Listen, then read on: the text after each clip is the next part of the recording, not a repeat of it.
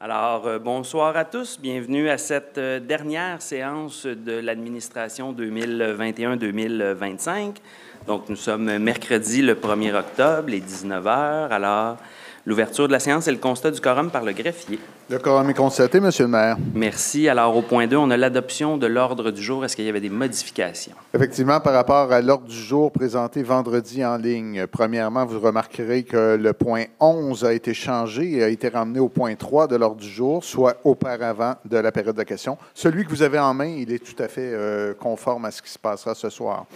On a donc modifié la numérotation des rubriques en conséquence et on a ajouté les points suivants par rapport à vendredi, soit une approbation de résiliation de contrat au point 10.1, au point 10.2, le mouvement de personnel cadre du 17 au 30 septembre et au point 11.6.1, une résolution de contrôle intérimaire pour les zones H3 179 et H5 209.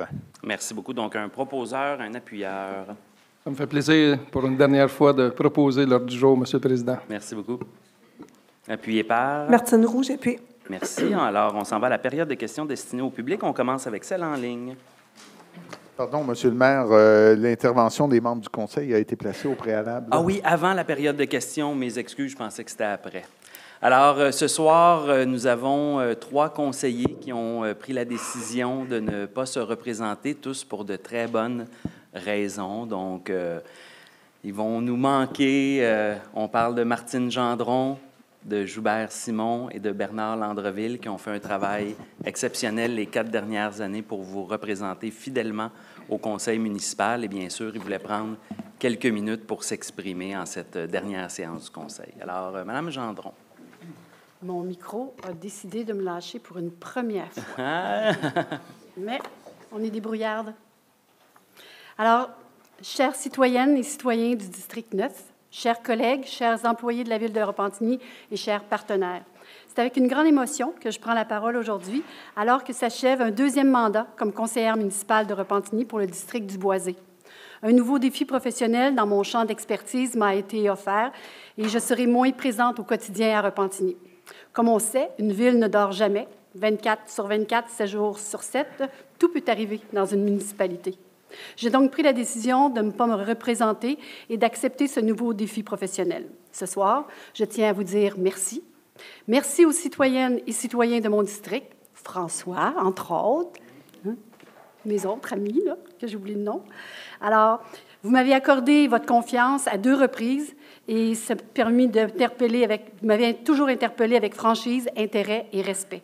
Votre implication, vos questions et vos suggestions ont guidé mes actions et donné un sens à mon engagement. Je veux aussi exprimer ma profonde reconnaissance à mes collègues du conseil municipal, avec qui j'ai partagé de grands défis, de belles réussites. Nous avons eu des débats. Je vous souhaite bonne chance pour la suite. Des visions différentes. Je vous souhaite aussi bonne chance pour la suite.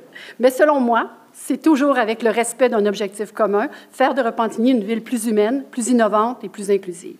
Je remercie également les fonctionnaires, les équipes administratives, les employés municipaux, parce que derrière chaque projet, chaque politique, chaque réalisation, il y a vos compétences, votre engagement et votre dévouement.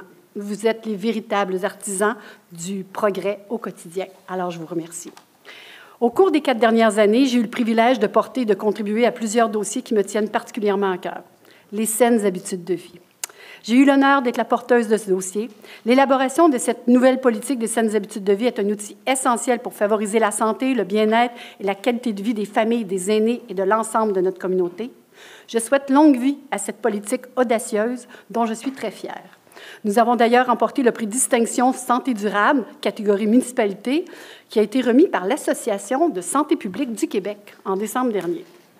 À l'Ordre de Repentigny, j'ai représenté la Ville au sein du comité de sélection de cette nouvelle distinction honorifique, créée pour reconnaître les membres de la communauté dont les exploits, initiatives ou réalisations ont eu un impact significatif sur le développement, le dynamisme et la notoriété de Repentigny. C'est un symbole fort de notre gratitude afin que leur contribution à notre ville, telle qu'on la connaît, ne soit jamais oubliée. À la commission Famille aînée et relations avec la relation avec le milieu communautaire, j'ai été présidente de cette grande commission et nous avons mené plusieurs projets, défis, mandats. Et un de ces mandats, c'est la mise à jour de la politique Famille aînée. En fait, depuis 2023, une démarche participative a permis de consulter plus de 1000 personnes et organismes afin de brosser un portrait fidèle des besoins et aspirations de notre communauté. Cette nouvelle politique devrait voir le jour au printemps 2026. Tout ce travail a permis d'ancrer encore plus solidement l'importance de la solidarité intergénérationnelle et la vitalité du communautaire à Repentigny. Cette commission est, à mes yeux, le tissu et le filet de sécurité de notre communauté. À la commission culture, art, culture et redéploiement du centre-ville, avec ma collègue Karine, en tant que membre de cette commission, j'ai participé activement à différents projets, dont la Fabrique à quartier, un projet qui est en nomination la semaine prochaine à Drummondville dans la catégorie Coup de cœur du public lors des prix annuels de l'Association québécoise du loisir public. J'y serai. Alors, on se croise les doigts qu'on reçoive encore un prix. J'ai également contribué au niveau de cette commission à de nombreuses initiatives et projets comme la Table des restaurateurs, les fresques artistiques sur les murs de chalets, notamment celle de Carl Tremblay au Parc Tifo.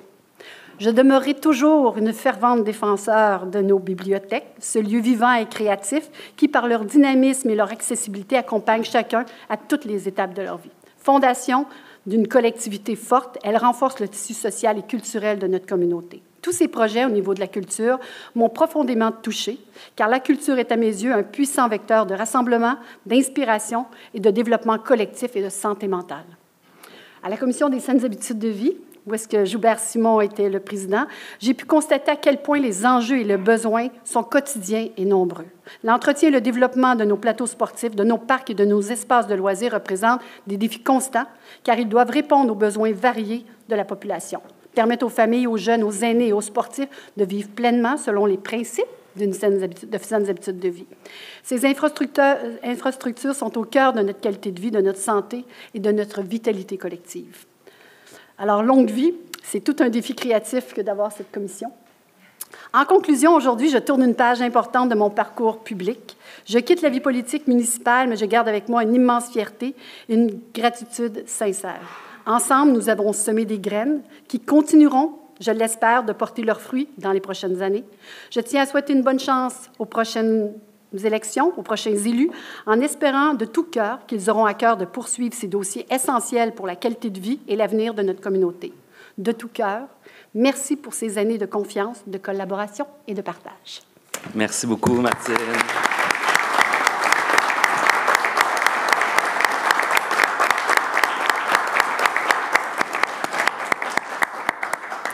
Merci beaucoup pour ton fidèle service pendant 4 ans pour les citoyens de Repentigny. Ça a été un plaisir de siéger avec toi. Merci beaucoup, Martine. Bonne chance dans tes prochains projets. Monsieur Simon.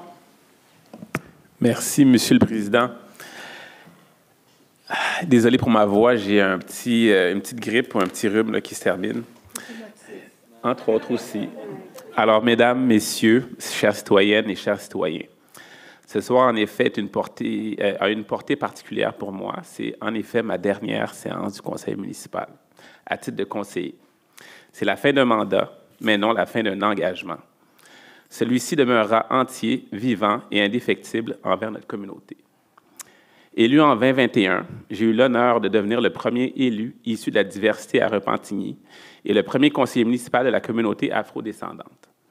Cette étape, au-delà du symbole, a toujours été pour moi une responsabilité à exercer avec sérieux, humilité et sens du service public. Durant ces années, j'ai travaillé main dans la main avec les résidentes et les résidents de mon district. Ensemble, nous avons accru la sécurité dans nos rues, redonné vie à nos parcs et espaces verts et soutenu des infrastructures sportives accessibles et rassembleuses.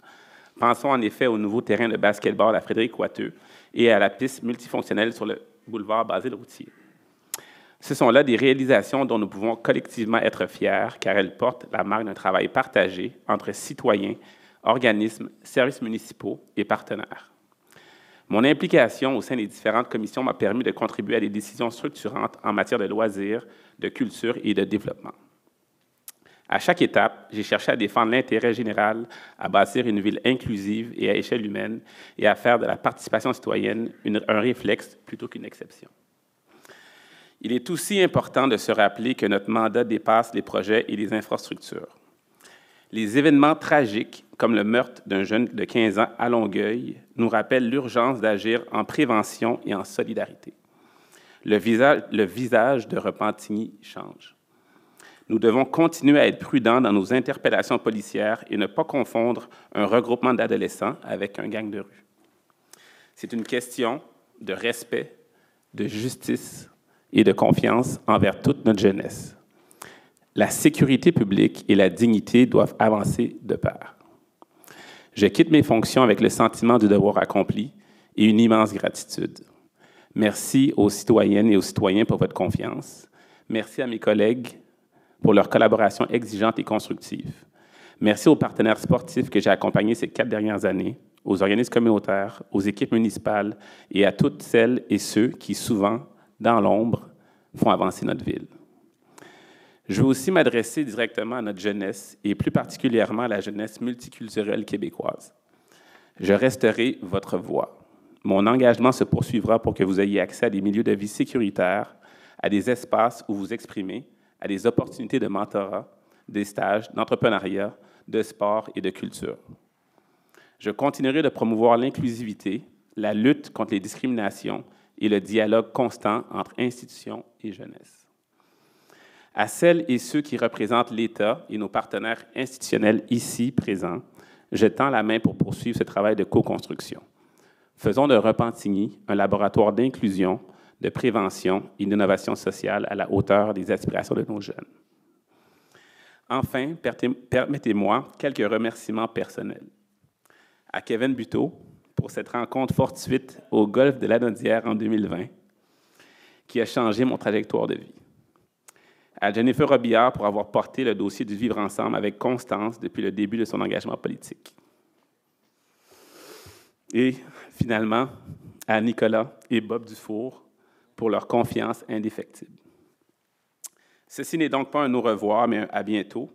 La fonction s'achève, la mission, elle, continue. Ma porte demeurera ouverte, ma présence sur le terrain constante et ma voix, votre voix, portée avec la même rigueur et la même conviction. Merci Repentigny pour ce privilège de vous avoir représenté. Continuons ensemble, continuons fiers. Merci. Ah, bravo.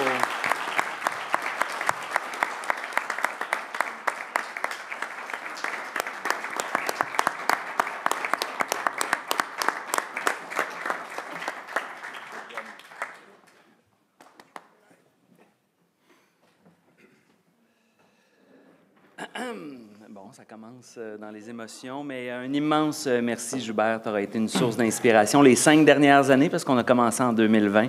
Je me rappelle de notre rencontre sous la pluie au parc de l'Île-Lebel, en mesure sanitaire, à 2 mètres de distance, dans un parc pour se rencontrer, puis déjà voir l'avenir de Repentigny. Puis je pense que tu peux te dire mission accomplie. Merci. Et finalement, on termine avec notre collègue Bernard Landreville. Monsieur Landreville. Merci. J'aimerais profiter de cette dernière présence en séance du Conseil pour remercier certaines personnes et faire la lumière sur la situation et les raisons de mon départ. Moi aussi, j'ai un petit quelque chose. C'est peut-être l'émotion, mais c'est peut-être le rhume aussi. J'aimerais d'abord remercier les citoyens de mon quartier qui m'ont fait confiance en m'élisant au poste de conseiller municipal. N'en déplaise aux autres, le plus beau quartier de Repentigny, quartier des Moulins, le plus ancien. Non. Bon. J'aimerais remercier aussi ma famille, ma femme et mon fils, qui m'ont à nouveau prêté à la société pour relever ce défi-là. Merci parce qu'ils m'ont toujours appuyé, supporté et soutenu. J'avais mentionné ne pas venir en politique pour me faire des amis parce que j'en avais suffisamment, mais je me suis laissé prendre à mon propre jeu. Non seulement les collègues sont-ils devenus mes amis, mais j'ai tissé des liens maintenant indéfectibles avec la direction générale de la Ville et les directeurs de divers services à la Ville de Repentigny. Vous êtes des personnes engagées qui ont à cœur le bien-être des citoyens de la Ville de Repentigny. J'aimerais offrir un merci tout particulier, et là, je me permettrai de les nommer par leur prénom, avec des gens avec qui j'ai eu des contacts plus fréquents, c'est-à-dire Dominique, Viviane, Marie-Josée et Marc, par mes fonctions de président de comité exécutif. Bon, on va l'avoir. Mon objectif en arrivant à l'Hôtel de Ville était de faire en sorte que la ville soit mieux gérée en apportant mon expertise et mon expérience au service de la communauté. J'estime que nous avons fait des progrès énormes, entre autres, en transformant le plan triennal d'investissement en plan quinquennal d'investissement, ce qui permet de nous projeter plus loin dans l'avenir et prévoir les investissements à plus long terme.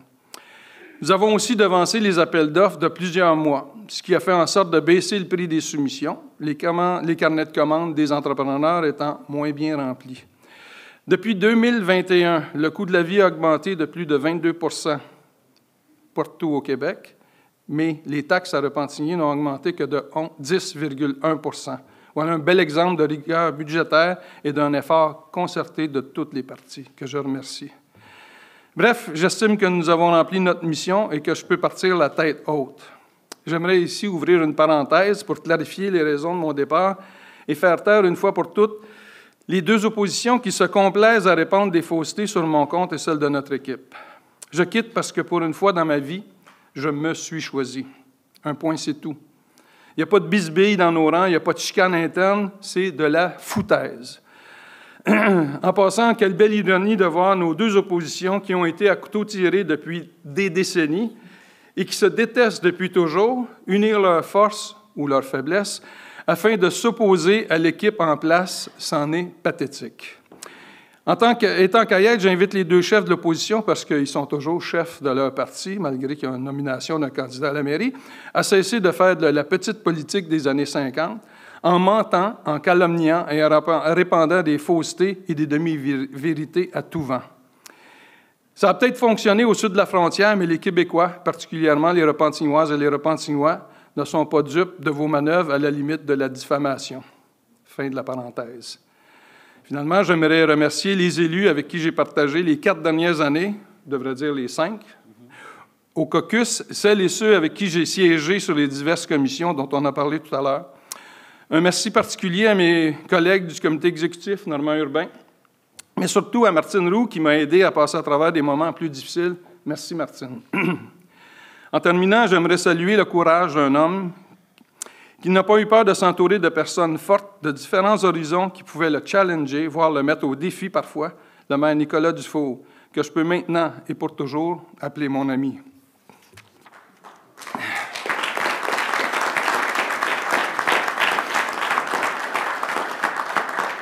J'ai été honoré d'avoir été ton mentor et j'espère avoir été à la hauteur. Mesdames et messieurs, les personnes qui sont devant vous ce soir ont pris soin de vous et de votre ville depuis 4 ans. Ils n'ont négligé aucun effort. Alors, le 2 novembre prochain, je vous invite à prendre soin d'eux à votre tour en votant pour les candidats d'Avenir Repentigny et qui poursuivent l'œuvre qu'ils ont entreprise. Merci beaucoup. Bonne fin de soirée.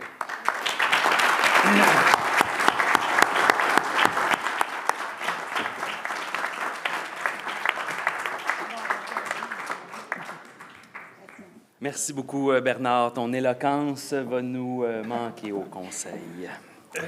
Et c'est bernarisme, parce qu'il avait le tour de réussir à faire des jeux de mots dont on n'aurait jamais pensé ou on n'aurait jamais douté la possibilité. Alors, merci beaucoup pour ces 4 belles années, mon ami. Donc, on passe maintenant à la période de questions destinées au public. Alors, Maître, on commence avec les questions en ligne. Oui, pour les questions en ligne, la première question provient de Mme Geneviève Marchand. Alors, Mesdames, Messieurs les membres du Conseil, je vous écris aujourd'hui comme simple citoyenne. Depuis des années, ma famille et moi travaillons fort pour bâtir un milieu de vie à notre image. Notre maison, notre terrain, ce sont nos racines. Nous avons choisi de garder le terrain voisin comme un prolongement naturel de notre résidence, ce dernier étant dans notre famille depuis plusieurs années. Il n'est pas là pour spéculer ni pour bâtir un projet de condo, mais simplement pour offrir de l'espace à nos enfants pour respirer, pour profiter de ce que nous avons gagné à force de travail. Pourtant, la Ville taxe comme si j'étais une compagnie ou un promoteur immobilier. Et je ne suis pas seul. Sur les 101 terrains répertoriés comme vacants, 69 appartiennent à des entreprises, 70 %, 19 sont déjà construits, 20 %, et seulement 28 appartiennent à des particuliers.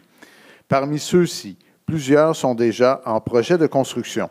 En réalité, seulement 4 familles se trouvent dans la même situation que moi. 5 familles face à une hausse de taxes écrasante, traitées comme si leur terrain familial n'était rien de plus qu'un investissement spéculatif. Après plusieurs tentatives auprès de la chef de division des évaluations de la Ville, qui n'a jamais démontré d'ouverture pour ma situation, je me tourne vers vous, le conseil municipal. Je vous demande de nous écouter, de reconnaître cette réalité et d'envisager des mesures pour corriger une injustice qui, pour nous, n'est pas une question de chiffres, mais une question de vie quotidienne. Ce terrain pour ma famille, comme pour les 4 autres concernés, c'est bien plus qu'un lot sur un rôle d'évaluation. C'est le fruit de nos efforts, un espace pour nos enfants et une partie de ce que nous appelons « chez nous ». J'espère sincèrement que vous saurez entendre cette voix citoyenne et agir avec équité et empathie. Merci. Bien, écoutez, Mme Marchand, à de multiples reprises depuis 1 an, on vous a expliqué les démarches à faire pour régulariser votre situation.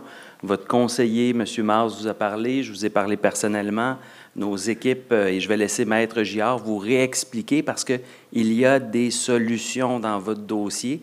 Il faut juste que vous les appliquiez.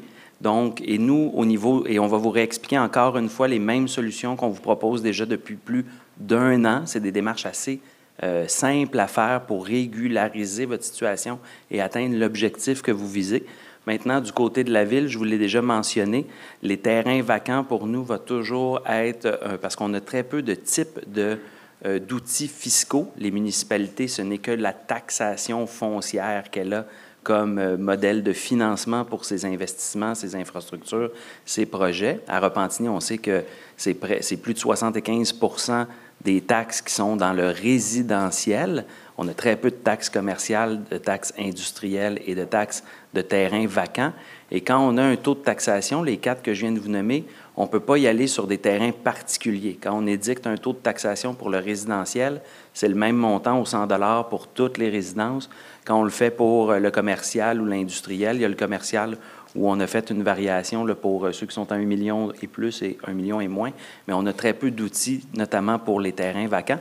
Donc, Maître Giard, mes excuses de vous avoir débaptisé, va vous réexpliquer encore une fois ce que vous devez faire pour régulariser votre situation et ne plus avoir de taxes sur le terrain vacant. Maître Giard? Oui.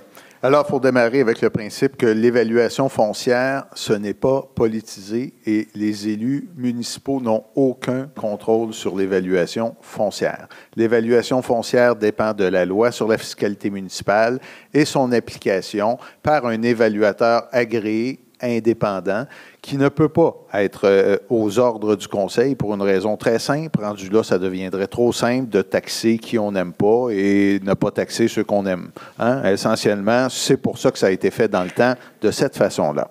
Alors, en partant, lorsqu'un évaluateur municipal applique le guide de l'évaluateur, il applique des critères techniques extrêmement précis. Ces critères-là ne sont pas évaluable selon un critère de, bon, est-ce que c'est pour une fin commerciale ou pas que le terrain est vacant. Il y a des critères qui sont là et c'est tout simplement, est-ce que le terrain est assez grand pour être construit dans un premier temps au sens du règlement de zonage et s'il est assez grand pour être construit et ne l'est pas, il est considéré comme un terrain vacant desservi si les services passent à l'avant. Donc, il a ce statut-là, ce n'est pas une question de l'évaluatrice est méchante ou décide de ne pas le mettre, c'est une question de fait. Rendu là, peu importe l'utilisation qui en est faite par la famille, il a ce statut de terrain vacant desservi. Et rendu là, comme M. le maire l'a expliqué, le taux de taxe s'applique, peu importe le propriétaire du terrain vacant desservi, il est applicable. Dans le cas ici de la famille, si cette famille désire que le terrain ne soit plus traité comme un terrain vacant desservi, elle doit le joindre au terrain principal pour en faire un seul et unique terrain. À partir du moment où il est un seul unique terrain, il y a un bâtiment. Le bâtiment qui est sur le terrain à côté se retrouve sur le terrain principal et ce n'est plus un terrain vacant desservi, mais bien un terrain construit qui sera au même taux de taxe que les autres terrains non vacants, donc construits. Donc, la solution est de faire une opération de lotissement pour joindre les deux terrains et ça permettra de stabiliser la taxation immédiatement au niveau résidentiel. Alors, Mme Marchand, on vous le réitère comme on l'a fait dans la dernière année. On vous invite à contacter l'équipe du greffe pour pouvoir régulariser votre situation. Vous avez une démarche très simple à faire pour fusionner les deux lots et vous n'aurez plus la problématique de terrain vacant. Alors, encore une fois, on vous réitère que la solution est à portée de main. Elle est simple. Si vous l'appliquez, votre problématique va se régler d'elle-même. Merci beaucoup, Maître Giard. Prochaine question. Autre question. On a reçu 3 fois la même question rédigée de façon identique de M. Antoine Chaoud, de Mme Mélissa Keedwell et de Mme Annie Bourgard. Ça se lit « Bonjour, Monsieur le maire. La lutte au changement climatique exige des gestes locaux concrets. Le reconnaissez-vous? Comment justifiez-vous de laisser disparaître un corridor vert de 1,7 km au lieu de le protéger par un moratoire immédiat? » Bien, tout d'abord, vous allez voir, là, c'est le dernier point. On va adopter un moratoire sur la zone pour 90 jours, ce qui va nous permettre de se rendre jusqu'à notre nouveau plan d'urbanisme. Donc, au niveau de la loi, c'est notre possibilité à court terme. Maintenant, juste par exemple, vous dire, là, laisser disparaître un corridor vert, c'est déjà sur le 1,7 km, beaucoup des terres qui sont agricoles ou qui sont en jachère. Donc, c'est pas en tant que tel un corridor vert. Maintenant, pour la lutte au changement climatique puis des gestes concrets, si on le reconnaît, bien écoutez, ça fait déjà 4 ans qu'on est extrêmement actif là-dessus. Puis je laisserai peut-être mes collègues, notamment le président de la Commission environnement, mais juste vous édicter quelques-unes des mesures en matière environnementale qu'on a posées depuis 4 ans, parce qu'on n'est vraiment pas gêné de notre bilan, bien au contraire. En fait, on a parti un programme pour les arbres, s'assurer du maintien puis de la qualité des arbres sur les terrains publics. Donc, on passe aux 6 ans. Je siège au CCA, comme Comité consultatif agricole, où je dois m'assurer du respect du territoire agricole sur le territoire. On pourrait parler de la première microforêt qui a été établie à 2 pas de la rue Bertrand, l'ajout de milliers d'arbres, de friches. On a maintenant une deuxième politique de foresterie urbaine, et j'en passe, mais il y a eu des investissements, puis un investissement majeur dans le secteur, le Gardeur, puis ça passe sous silence. Puis ça a été l'achat des sentiers de la presqu'île, et on doit mettre de l'argent dans ces sentiers-là, notamment avec un nouveau chalet prochainement.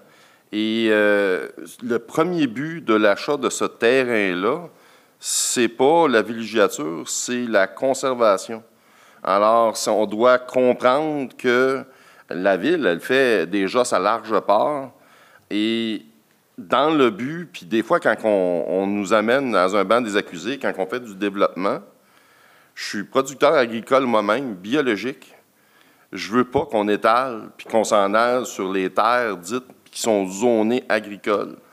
Mon territoire à moi, là, je suis conseiller du district du Vieux-Saint-Paul, là, juste la zone agricole, c'est 39, 40. Ah ben juste pour vous donner comme exemple, là, toute la ville de Repentigny, 39,2 % de son territoire est agricole. Donc, on s'en rend peut-être pas compte, là, puis les terres agricoles sont automatiquement protégées, ne sont pas dézonables. Donc, c'est près de 40 % de la ville qui est zonée agricole. Puis je rajouterais ceci, parce que des fois, on est un peu amené au banc des accusés, puis des fois, on veut nous mettre un peu un fusil sur le temple en disant « fais ci, sinon ça ». Je le prends un peu personnel, Monsieur le Président, mais si j'ai accepté le poste de président au niveau de la Commission de l'environnement et de la résilience climatique, c'est pas pour avoir un titre, c'est pas pour avoir un salaire, c'est parce que j'y crois fermement. Mais il y a des lois, on est dans une société de lois, il y a des droits que certains propriétaires ont, et ce n'est pas évident de naviguer à travers ça dans les situations, surtout qu'on a vécues dans les 6 derniers mois. Ceci étant dit, je suis très fier du bilan au niveau de l'environnement, parce que jamais on en a autant parlé. On a même une implication citoyenne à l'intérieur de la Commission de l'environnement avec 2 citoyens qui siègent dessus avec ma collègue Jennifer Robillard. Puis j'ai jamais autant senti qu'on parlait d'environnement au niveau à Repentigny. Alors sur ça, je comprends mal soit la question, mais honnêtement, si on dit qu'on n'a pas à cœur l'environnement, mais moi je ne mets pas ce chapeau-là. Le chapeau, je l'ai mis. Je l'ai porté à bout de bras avec ma collègue au niveau de l'environnement. C'est tout ce que j'ai à dire, M. le Président. Merci beaucoup, M. Urbain. Madame Robillard, vous vouliez rajouter? Oui, je voulais juste rajouter, puis on a la chaise des générations ici pour rappeler que ce qu'on est en train de faire aujourd'hui, puis ce qu'on fera demain, les jeunes nous en parlent. C'est une des raisons pour laquelle je me suis lancée en politique en 2017. Fière mère au front. Donc, c'est la voix peut-être militante environnementale autour de la table. Je veux juste réitérer là, qu'il n'a jamais été et qu'il ne sera jamais question de dézonage et de construction dans la zone agricole. Ici, il faut ramener la proportion sur des terrains qui sont présentement zonés possiblement à se construire. Et votre conseil a fait, dans le fond, un processus quand il y a des promoteurs qui ont le droit, de plein droit, de présenter des projets. C'est ce qu'on a fait, puis on l'a soumis à la population. Donc, j'aimerais qu'on ramène le débat sur les terrains en question. Et je réitère, je siège aussi là, en commission environnement, mais aussi la commission environnement de la MRC, l'Assomption. Il n'est pas question de dézoner quoi que ce soit. Nous protégeons ici à Repentigny, mais dans l'ensemble de la MRC, notre territoire agricole, c'est une richesse. Et d'ailleurs, j'en profite dans cette mobilisation citoyenne avec une grande portée d'inviter tout le monde à aller sur le sondage de la MRC du plan climat. On fait des tournées citoyennes, du porte-à-porte. On entend plusieurs choses. Plus nous serons de citoyens et de citoyennes à être fermes sur ce qu'on veut en environnement, et c'est ce que votre conseil fait également, plus nous serons à même d'avoir des sous qui descendront du fédéral et du provincial pour aller à la hauteur de nos ambitions. Bien, merci beaucoup. Puis justement, à cet effet-là, vous parliez du développement, puis M. Charbonneau a fait un très bel exercice où ils identifiaient là, les endroits où il y avait eu, semble-t-il, là, des hausses de possibilités de terrain, la hausse des valeurs de terrain, puis on voyait que déjà toute une bonne bande que vous aviez identifiée avait perdu de la valeur. Donc, même s'ils sont identifiés comme étant théoriquement construisibles, s'ils ont perdu, même certains, jusqu'à 80 de leur valeur, c'est la démonstration qu'il n'y a pas de promoteur qui a le goût d'aller y investir parce que tout le monde est conscient des exigences qui en découleraient de peut-être réussir à potentiellement avoir une acceptation. Donc, c'est très théorique. Il y a un terrain qui était visé. Même lui, il y avait énormément de contraintes avant de réussir à se rendre jusqu'au bout du projet. Et après avoir consulté la population, votre conseil a voté contre. Donc, les actions parlent plus que les paroles. Merci. Donc, prochaine question. Une question de M. Sylvain Audet. Monsieur le maire, il n'y a aucun doute que vous aimez Repentigny autant que vos citoyens. Pouvez-vous le confirmer que c'est bien le cas? Si votre réponse est oui, alors qu'attendez-vous pour le démontrer concrètement en protégeant le corridor par un moratoire ce soir? Ça donne bien, c'est le point 10.6. La prochaine question de Mme Nancy Poirier. Bonjour, je crois qu'il faut protéger la nature à Repentigny. Tous les bienfaits de la ceinture verte sont importants et multiples pour maintenant plutôt, et le futur de nos enfants et petits-enfants. S'il vous plaît, il faut mettre un moratoire le 1er octobre 2025 et veiller à la santé de la planète et à notre santé aussi. Merci de prendre en considération l'opinion des citoyens de Repentigny. Bien, je vous remercie pour votre question, Mme Poirier. Effectivement, c'est ce qu'on a fait lorsqu'on a bloqué le projet de la rue Bertrand. On a pris l'opinion des citoyens en considération. Et pour ce qui est de veiller à la santé de la planète, je pense que M. Urbain et Mme Robillard viennent de faire une très belle explication de toutes les actions qu'on a entreprises depuis 4 ans. On le dit souvent, Rome ne s'est pas bâtie en une journée, non plus en 4 ans. Donc, on y va étape par étape. Puis, des fois, je peux comprendre certains citoyens d'avoir une frustration sur les délais avant d'avoir une réponse. Puis, des fois, on a des citoyens qui nous disent « J'exige d'avoir une réponse le dimanche à 6h04 sur qu'est-ce que vous allez faire ». Malheureusement, ce n'est pas toujours possible parce qu'une municipalité a énormément de dossiers, gère beaucoup de choses et c'est par le conseil municipal et les séances du conseil qu'on donne nos réponses.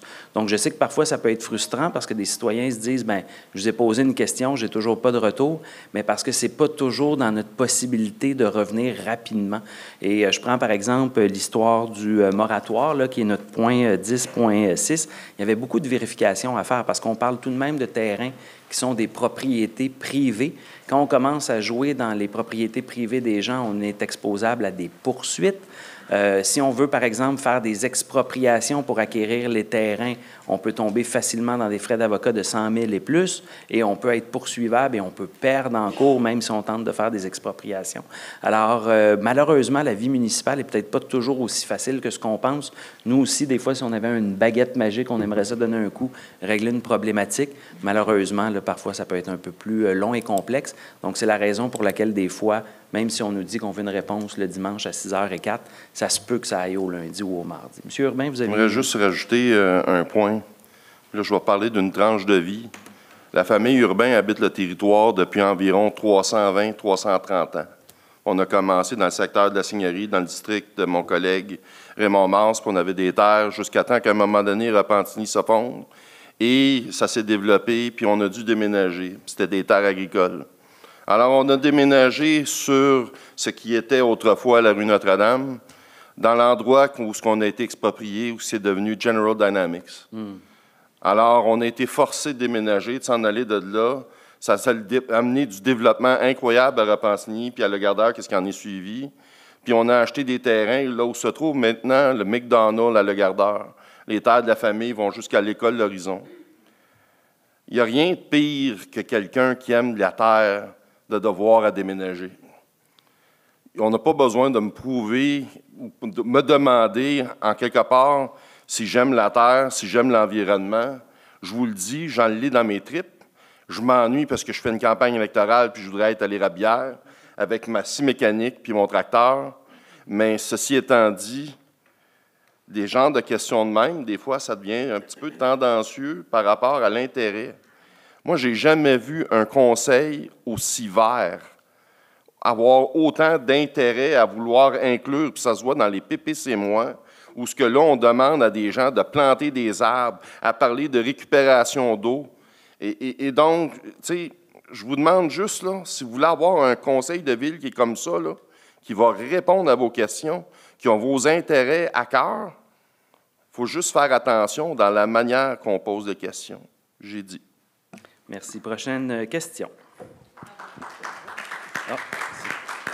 Prochaine question. Monsieur le maire, une question de Mme Sylvia Heredia. Monsieur le maire, le corridor de la ceinture verte abrite une magnifique biodiversité, en plus d'être traversé par le ruisseau de la Grande Débouche. J'ai recensé des centaines d'insectes et certains sont très rares, ce qui démontre la richesse de cet écosystème. J'inventorie des dizaines d'oiseaux, certains y font même leur nichée et perpétuent le cycle de vie. Comment justifiez-vous de ne pas protéger cet écosystème? Ne croyez-vous pas qu'un moratoire aujourd'hui est une responsabilité envers les générations futures? Merci. Merci de votre question. Bien, écoutez, comme mentionné, comment justifier ne pas protéger cet écosystème? Il y avait seulement un terrain là, qui était visé par le développement, qui était celui sur le bout de la rue Notre-Dame. Donc, ce n'était pas là, sur l'ensemble du corridor. Et pour ce qui est du moratoire, bien, c'est effectivement le dernier point là, de la séance du Conseil. Et pour les générations futures, bien, écoutez, on le réitère, là, je pense qu'en 4 ans, notre bilan parle de lui-même et on a même ici la chaise des générations que des étudiants d'une école primaire nous ont confectionné pour démontrer justement qu'ils trouvaient ça beau de voir un conseil municipal sensibilisé à ce point à la question environnementale. Alors, merci de votre question. Prochain intervenant. Une question de Dina Bélanger. Bonjour, j'habite sur le Bourgneuf. Allez-vous faire le projet de la ceinture verte finalement? Il n'y a pas beaucoup de forêts à Le Gardeur. Ce serait bien de faire un parc pour la randonnée. Merci. Bien, écoutez, il y a les magnifiques sentiers de la Presqu'île. C'est une des plus grandes forêts protégées dans la grande région de Montréal. On a même eu du financement de la communauté métropolitaine de Montréal. On a fait un partenariat avec Mascouche. On a même acquis des terrains autour pour agrandir les sentiers de la Presqu'île. Au niveau des forêts, on a planté la toute première micro-forêt au parc Jean-Claude Crevier. 1800 arbres qui ont été plantés. On s'est même engagé à en faire une deuxième.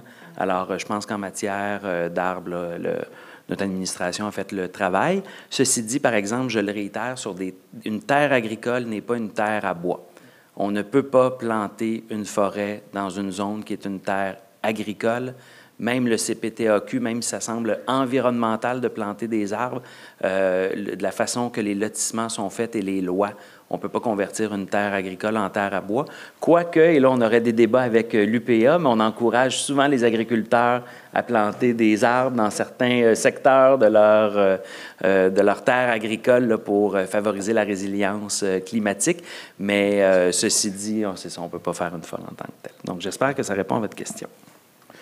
La dernière question en ligne de Casey H. Bonjour à tous et à toutes. Monsieur le maire, attendez-vous que le développement commence dans le corridor de la ceinture verte pour intervenir? Pourquoi attendre avant d'intervenir et ne pas adopter un moratoire préventif ce soir pendant qu'il est encore temps? Merci de votre attention. Merci. On dirait quasiment que c'était organisé avec le gars des vues. Alors, la réponse en 10.6, un moratoire sera voté ce soir. On passe maintenant aux questions du public. Donc, premier intervenant, monsieur, et là, mes excuses, Billy Garand. Pardon? Galant, mes excuses. Garand, mes excuses. Mais ça ne m'appartient pas, par exemple. Ah, pardon, j'ai mal compris. J'ai dit comme les manches de pelle, mais ça ne m'appartient pas. Monsieur le maire, oui. Encore, je vais avoir une question un peu rhétorique. C'est encore en lien avec la ceinture verte là, à propos du lot 2101-997, la valeur spéculative qu'il y a eu sur ce lot-là qui a monté, ma foi, à 350 %.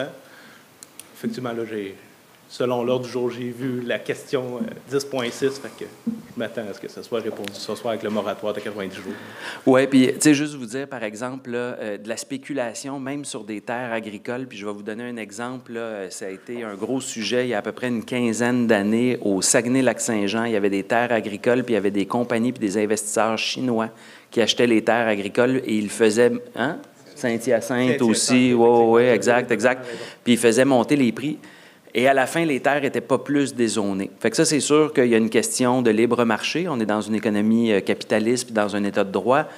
Si demain matin, j'achète un terrain qui vaut 10 000 puis quelqu'un est assez fou pour me l'acheter 350 000 en pensant que peut-être un jour il pourrait être développé, c'est son problème de privé qui achète. Mais ce n'est pas parce qu'il y a de la spéculation qu'automatiquement le conseil de ville va autoriser un projet. Fait que ça, là-dessus, je veux juste vous rassurer. En contrario, je vous dirais pareil, puis Francis avait bien fait la démonstration, il y a des valeurs de terrain, puis je n'ai pas été le confirmer, par exemple, mes excuses, là, je me base sur...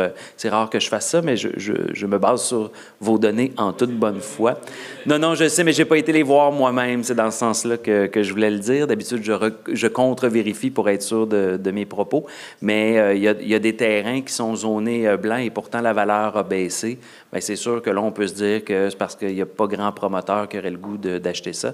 Mais je vous rassure, c'est pas parce qu'il y a des terrains où la spéculation augmente qu'automatiquement, ça veut dire qu'il va y avoir un développement. Merci beaucoup. Merci pour votre question. Prochain intervenant, M. Clément Gamache. Ah, mon crayon. Ah, non, c'est bon, il repart. Désolé. Bonsoir. Allô? Ouais. Je suis venu parler du débat. Comme certaines personnes le savent déjà dans la salle, il va finalement y avoir un débat. Je ne sais pas si on peut dire que c'est un débat public, vu que probablement qu'il va falloir payer pour y assister. Premièrement, je voudrais remercier toutes les personnes qui ont agi dans la direction pour qu'on puisse avoir ce débat-là. Tu sais, c'est un beau geste dans l'exercice démocratique municipal. Fait que pour ça, félicitations. Puis merci aux organisations politiques qui ont accepté de prendre part à ce débat-là.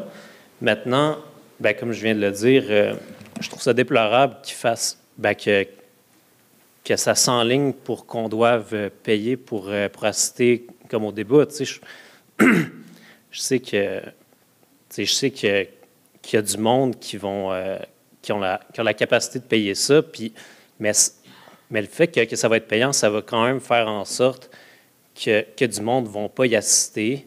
Le fait que ça va peut-être pas être disponible en ligne, ça va aussi réduire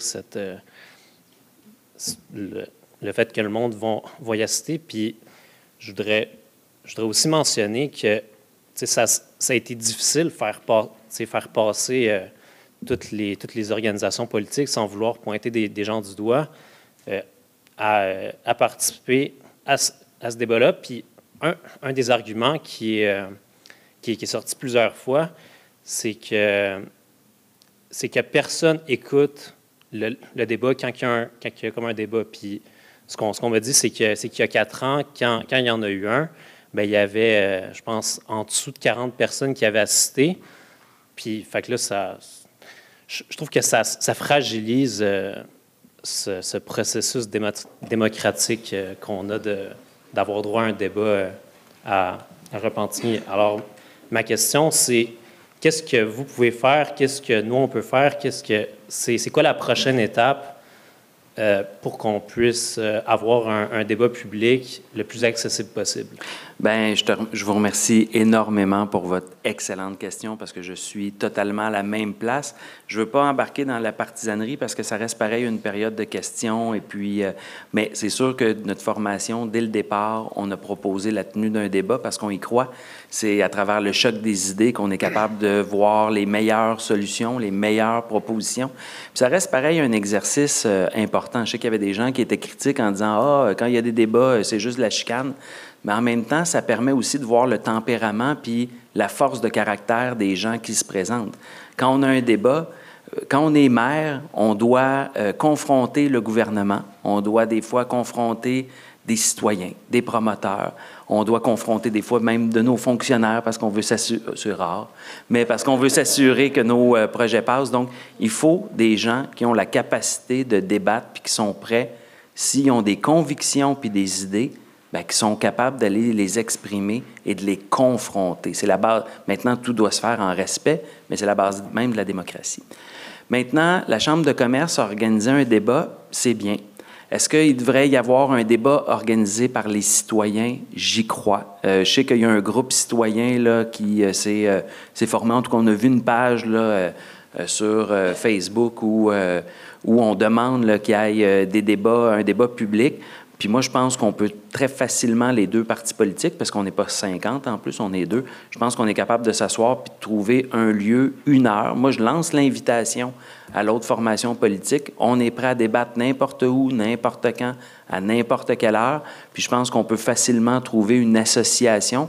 M. Chrétien m'avait parlé de la QDR à un moment donné. Oui, vous m'aviez dit qu'il y avait des débats que la QDR faisait. Ben oui. Ah, mais vous aussi, vous m'en aviez parlé. Vous aussi, vous m'en aviez parlé. Et vous l'aviez même écrit sur Facebook. On a les preuves, les écrits restent, ça, c'est pas le fun. Mais l'avantage, puis on pourrait avoir un organisme communautaire qui pourrait organiser ça. Moi, je lance l'appel. Nous, de notre côté, on est prêts. Maintenant, on travaille à essayer de convaincre la Chambre de commerce d'au moins enregistrer le débat et de le diffuser. Je pense même que ce serait à leur avantage en matière de visibilité. Je pense que leur page Facebook ou YouTube n'aura jamais été aussi vue que s'ils publicisent le débat. Alors, je suis exactement à la même enseigne que vous. OK, fait que c'est comme couler dans le béton que ça ne va pas être un débat public, ce débat-là. Si on voulait qu'il y ait un débat qui vraiment public, accessible à tous, il faudrait que ce soit fait par un autre... Exactement. Puis je vais vous donner un comparatif. À Montréal, présentement, il y a plusieurs organisations qui organisent des débats, comme par exemple, il y a le CORIM, là, qui est un organisme, qui est une chaire de recherche en matière de relations internationales. Ils ont organisé un débat de leur côté avec les membres du CORIM. C'est sûr que c'était payant. La Chambre de commerce de Montréal a organisé un débat. C'est sûr que c'était payant. Mais souvent, puis ça, c'est l'avantage à Montréal, il peut y avoir, par exemple, une chaîne de télé qui décide d'organiser un débat public. Repentigny, on n'a malheureusement pas d'antenne régionale de télé. Là, comme... Ah non? Bien, tu sais, moi, je viens de la Rive-Sud, fait que je sais qu'il y a TVRS, qui est TV Rive-Sud. On n'a pas un équivalent à Repentigny? On a TVRM. Puis ça, je vais vous donner comme exemple. Puis je vous invite à leur écrire puis leur proposer. Nous-mêmes, on est les premiers là, qui essayent de talonner toutes les organisations possibles pour tenir des débats. Moi, si je pouvais en avoir un par soir, je serais l'homme le plus heureux sur la planète. Mais interpeller TVRM, je pense que c'est une excellente idée. Ils l'ont déjà fait en 2017 pour la campagne à Terrebonne. Il y avait un débat télévisé là, à Terrebonne. Maintenant, je sais qu'il y a je le réitère, il y a des organismes comme par exemple l'Institut du Nouveau Monde qui organise parfois ce type de débat-là public. Alors, mais c'est sûr que malheureusement, ce n'est pas la formation politique qui peut l'organiser, parce que ça aurait de l'air stagé et organisé avec le gars des vues, là. Mais c'est sûr et certain que s'il y a de la mobilisation citoyenne pour demander à TVRM, je pense qu'ils seraient peut-être les premiers contents de... Excellente idée. Ils seraient peut-être les premiers contents de le faire. OK. Puis, les autres ou l'autre organisation politique qui va prendre part au débat qui va avoir lieu, c'est quoi sa position par rapport à participer à d'autres débats que celui-là? Là, moi, ce que j'ai compris, c'est qu'il participait à celui de la Chambre de commerce, mais pour le reste, je ne peux pas répondre à la place de... Ils ne sont pas là. Donc, c'est ça. Faudrait leur poser. Est-ce qu'on a l'information de, du narratif qui explique leur participation? Ça sera à eux je suis bien mal placé pour dire comment réfléchissent mes adversaires. OK. Merci. Ça fait plaisir. Merci beaucoup.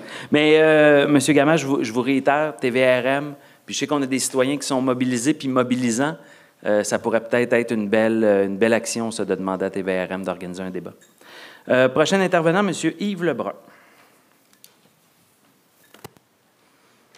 Bonsoir. Bonsoir, M. le maire, conseillers, conseillères. On va commencer avec mon sujet, on m'entend bien, de prédilection préférée, le plan d'action du 9 août 2024. Alors, n'ayant pas eu de réponse à ma question posée lors de la précédente séance, je me permets de la poser à nouveau. Ma question est la suivante, ou était la suivante. Combien de kilomètres au total compte chacun des deux réseaux d'égouts pluviaux de Repentigny et de Lagardère? À cette question-là, vous n'aviez pas la réponse la dernière fois. Vous n'avez pas eu de retour? Non. Ah, Mme Joyal m'a de l'air sceptique. Avez-vous la réponse à portée de main? Je vais m'assurer personnellement que vous l'ayez le plus rapidement possible. Parfait. Continuez, elle va chercher. Oui, parfait, aucun problème. Donc, sur les 35 km que la Ville s'était engagée à analyser et nettoyer jusqu'à la fin de cette année, à combien êtes-vous rendu? Madame Joyal, est-ce qu'on a la réponse? Combien de kilomètres on a fait? Sur les 35. Sur les 35. C'est pas 35 en passant, c'est 70 au total. Non, en date d'aujourd'hui, je ne sais pas le nombre de kilomètres qu'on a fait, mais c'est pas 35, c'est vraiment 70 kilomètres qu'on va inspecter et nettoyer cette année. OK. C'est le courriel que vous m'aviez donné, 35. C'était écrit noir sur blanc. Je vous le renverrai. Oui, si vous pouvez le renvoyer, puis on va être sûr et certain. Il n'y a pas de problème, mais c'est vraiment, on a fait valider les chiffres par les ingénieurs. J'ai les données des conduites sanitaires et pluviales de chaque côté, je vais dire, de la rivière. On pourra vous le réenvoyer si vous voulez. Vous me redonnerez votre courriel pour que l'adjointe administrative, mais pour vous donner une idée, kilomètres au niveau secteur, je vais y aller par type de conduite, donc 291 kilomètres pour le secteur Repentigny. Pour le secteur Lagardère, toujours en sanitaire, 82 km, donc un total de 373. Et au niveau du pluvial, on a 246 km à Repentigny et 75 du côté de Lagardère pour un total de 321 km. Bon, on va s'assurer de vous envoyer ça par écrit. On est désolé d'avoir une problématique parce que j'ai le courriel que l'adjoint de la direction générale devait vous transmettre. OK. Moi, je n'ai rien reçu, mais bon. OK. On va s'assurer que aucun problème. Tant que je l'ai au final, je vous donnerai mon courriel. On est toujours dans les « à nouveau ». Je profite également de mon temps de parole pour apporter à nouveau à l'attention du conseil municipal la dangerosité du segment de piste cyclable bordant les terrains de baseball Roméo Brouillette et André Campeau, et le stationnement qui les sépare. En effet, en plus d'être défoncé par endroits, la piste est également couverte de sable et de roches de type 3/4 net. J'estime que ce segment manque d'entretien, contrairement aux deux terrains de baseball qui le bordent. Minimalement, j'estime que suite aux entretiens quotidiens des 10 terrains, un balayage de la piste serait de mise. Puis je suis un peu surpris parce qu'on avait demandé dès le lendemain de s'assurer que ce soit fait. On va s'assurer. En date d'aujourd'hui, c'est... merci beaucoup. On va s'assurer que ce soit fait. Bon, je n'irai pas du côté du moratoire. Je pense qu'on avait posé la question. Simplement, j'aimerais quand même comprendre, parce qu'on a amené à mon attention, et vous n'êtes sûrement pas sans savoir qu'au début des années 90, un immense plan de développement se mettait en branle à Lagardère. Le plan incluait, entre autres, la construction du cégep régional d'un cégep régional à Le Gardeur, au coin de Lacombe et du Bourgneuf, la construction d'un immense développement commercial au nord du Bourgneuf, je pense que c'est la zone dont on parle présentement, ainsi que le dépôt provincial d'Hydro-Québec. Bon, d'aucuns pensent que ces beaux projets ont été bloqués à l'époque par la ville voisine, c'est-à-dire Repentigny. Je me questionne maintenant sur... Bon, la question aurait pu être qu'est-ce qui a changé depuis, mais bien d'eau a coulé sous les ponts, on peut le comprendre. Mais qu'est-ce qui empêcherait vraiment la ville d'être tentée par un si beau projet de développement et des taxes foncières qui s'y rattachent? Ah, mon Dieu, le CPTAQ, en partant, puis les règles environnementales qu'il y a, notamment la nouvelle loi 82 qui a été adoptée pas plus tard qu'à l'automne dernier par le gouvernement du Québec, qui sont venus encore plus resserrer les possibilités de dézonage. Puis je donne souvent cet exemple-là. Là, j'ai, dans une ancienne vie, été à Terrebonne et dans le développement du carrefour des Fleurs, il y a 2 rues qui arrivent dans un, et vous me permettez, un cul-de-sac, je m'en ai dire un dédène, qui arrive dans, on va utiliser le bon français, sinon Bernard va me taper. On arrive dans un cul-de-sac et il y a à peine une vingtaine, écoutez, là, il y a 2 maisons où aller faire le raccordement de la rue.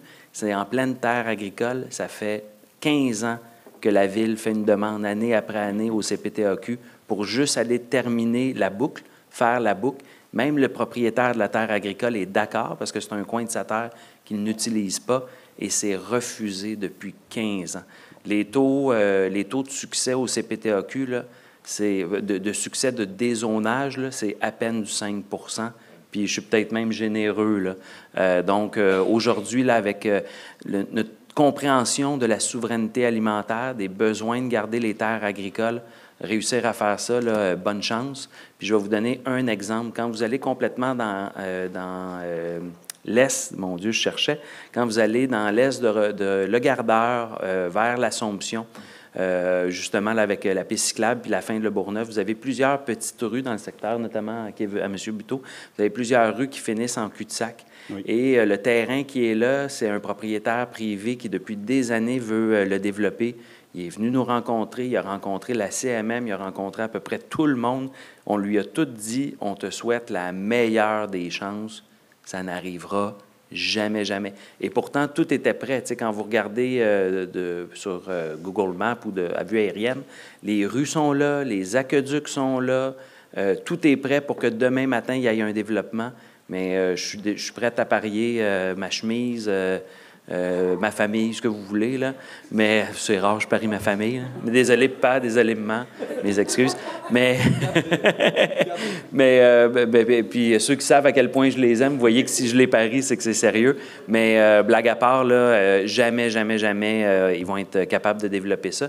D'autant plus qu'on a un nouveau plan métropolitain d'aménagement qui est encore plus, avec la communauté métropolitaine de Montréal, qui est encore plus restrictif. Mais je pense que M. Urbain, vous vouliez glisser un mot sur... En fait, dans la partie que vous avez parlé, oui, il y a déjà eu des projets qui ont déjà été présentés par la Ville auparavant, puis là, on retourne bien loin, là, pour développer au nord du Bourgneuf, mais toutes les demandes se sont avérées refusées, autant à l'UPA qu'au CPTAQ. Il faut comprendre que dans les étapes, là, pour arriver au CPTAQ, là, il faut avoir l'aval de la Ville, de l'UPA, de la CMM, j'en oublie un autre, puis après ça, la MRC, puis après ça, il faut que ça aille passer devant le CPTAQ qui en accepte, ma foi, pratiquement pas. L'objectif dans notre terre, là, ben, excusez, je vais être partisan, là, c'est d'en utiliser le moins possible de nos terres agricoles, parce qu'on est dans les meilleures terres de la Nodière. C'est bien parfait. Merci. C'est tout pour moi, merci. Merci beaucoup. Prochain intervenant, M. Richard Chrétien.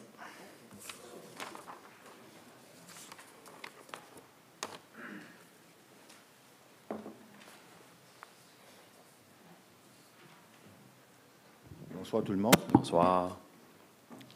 Vous oubliez M. Urbain, les Vennes et Archambault. C'est dans ma famille, Archambault, les terres.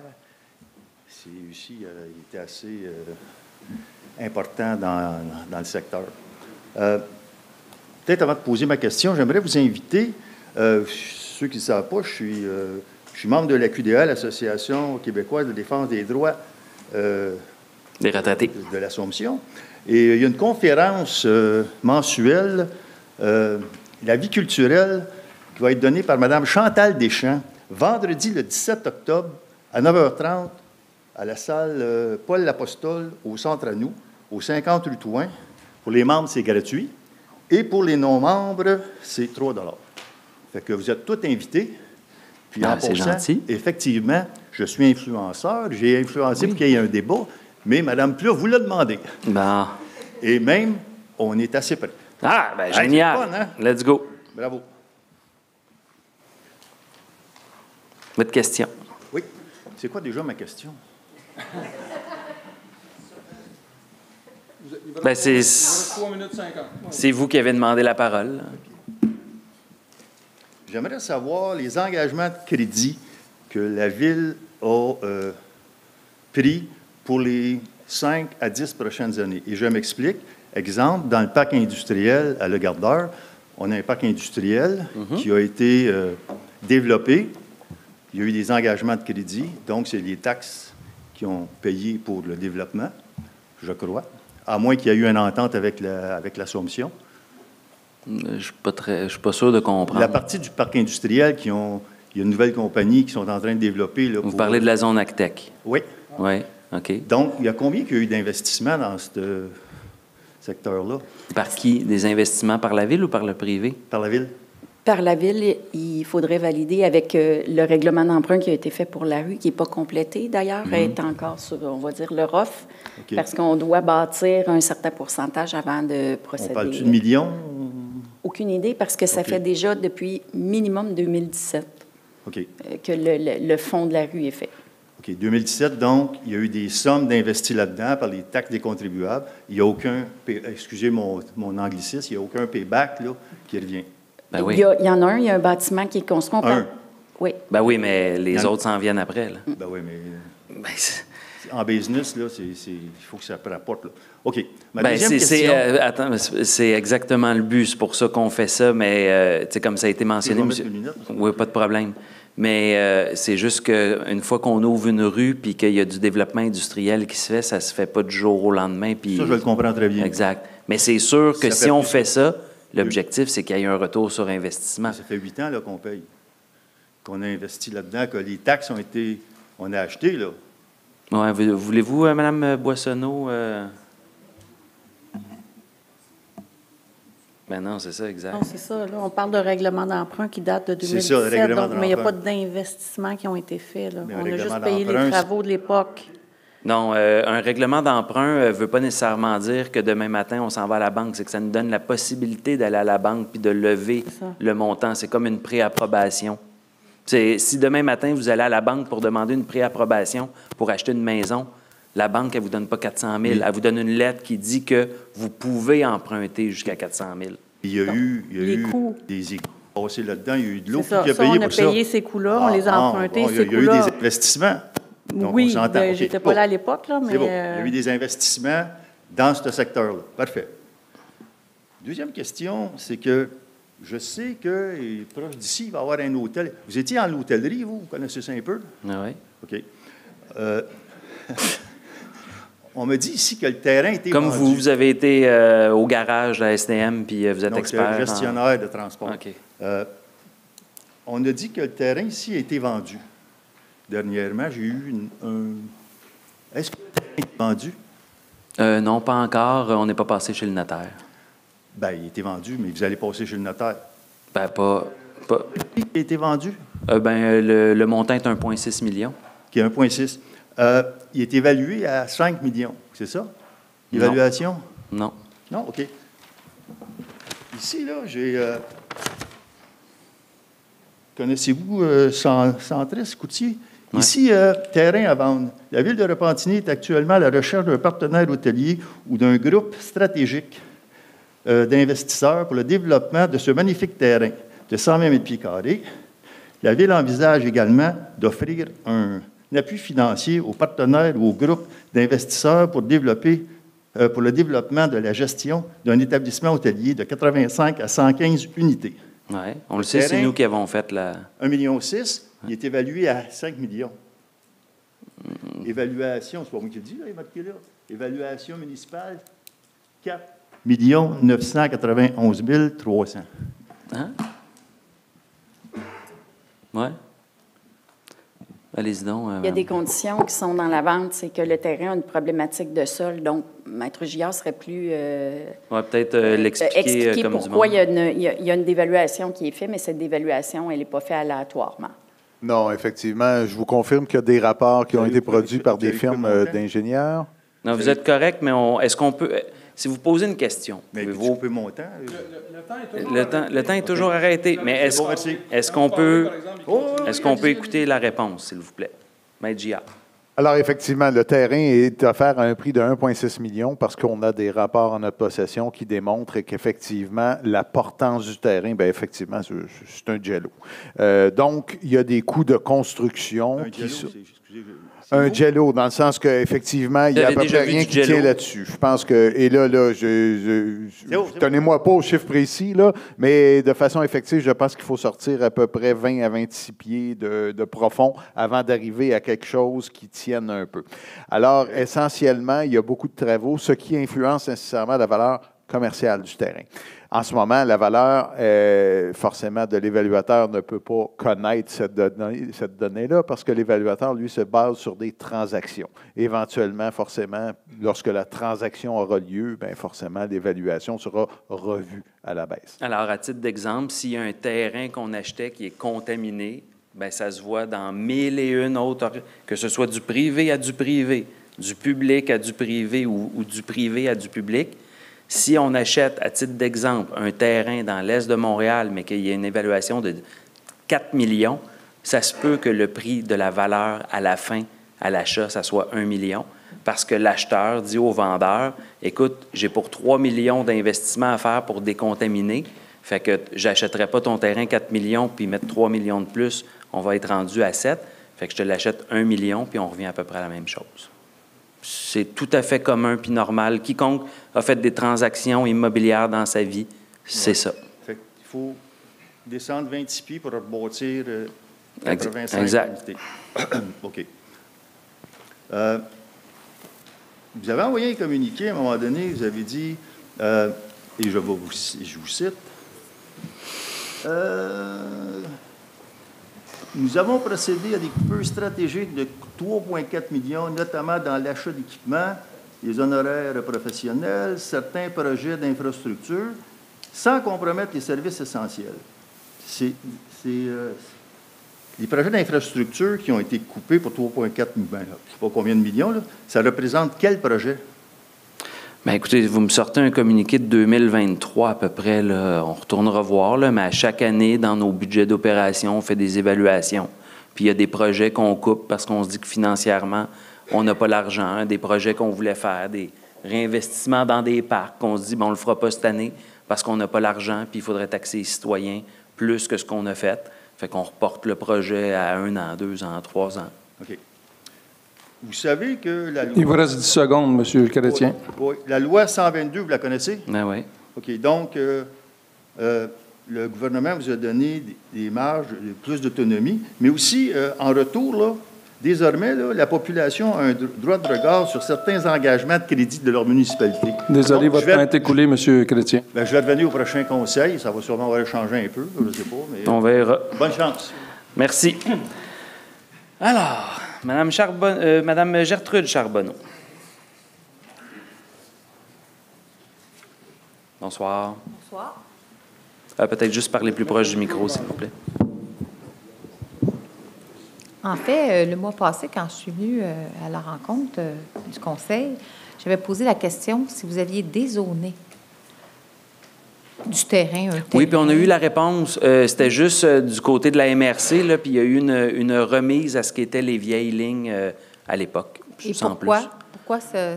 Parce que c'était de la concordance, parce qu'on avait des documents qui avaient les bonnes lignes puis des documents qui avaient les mauvaises lignes.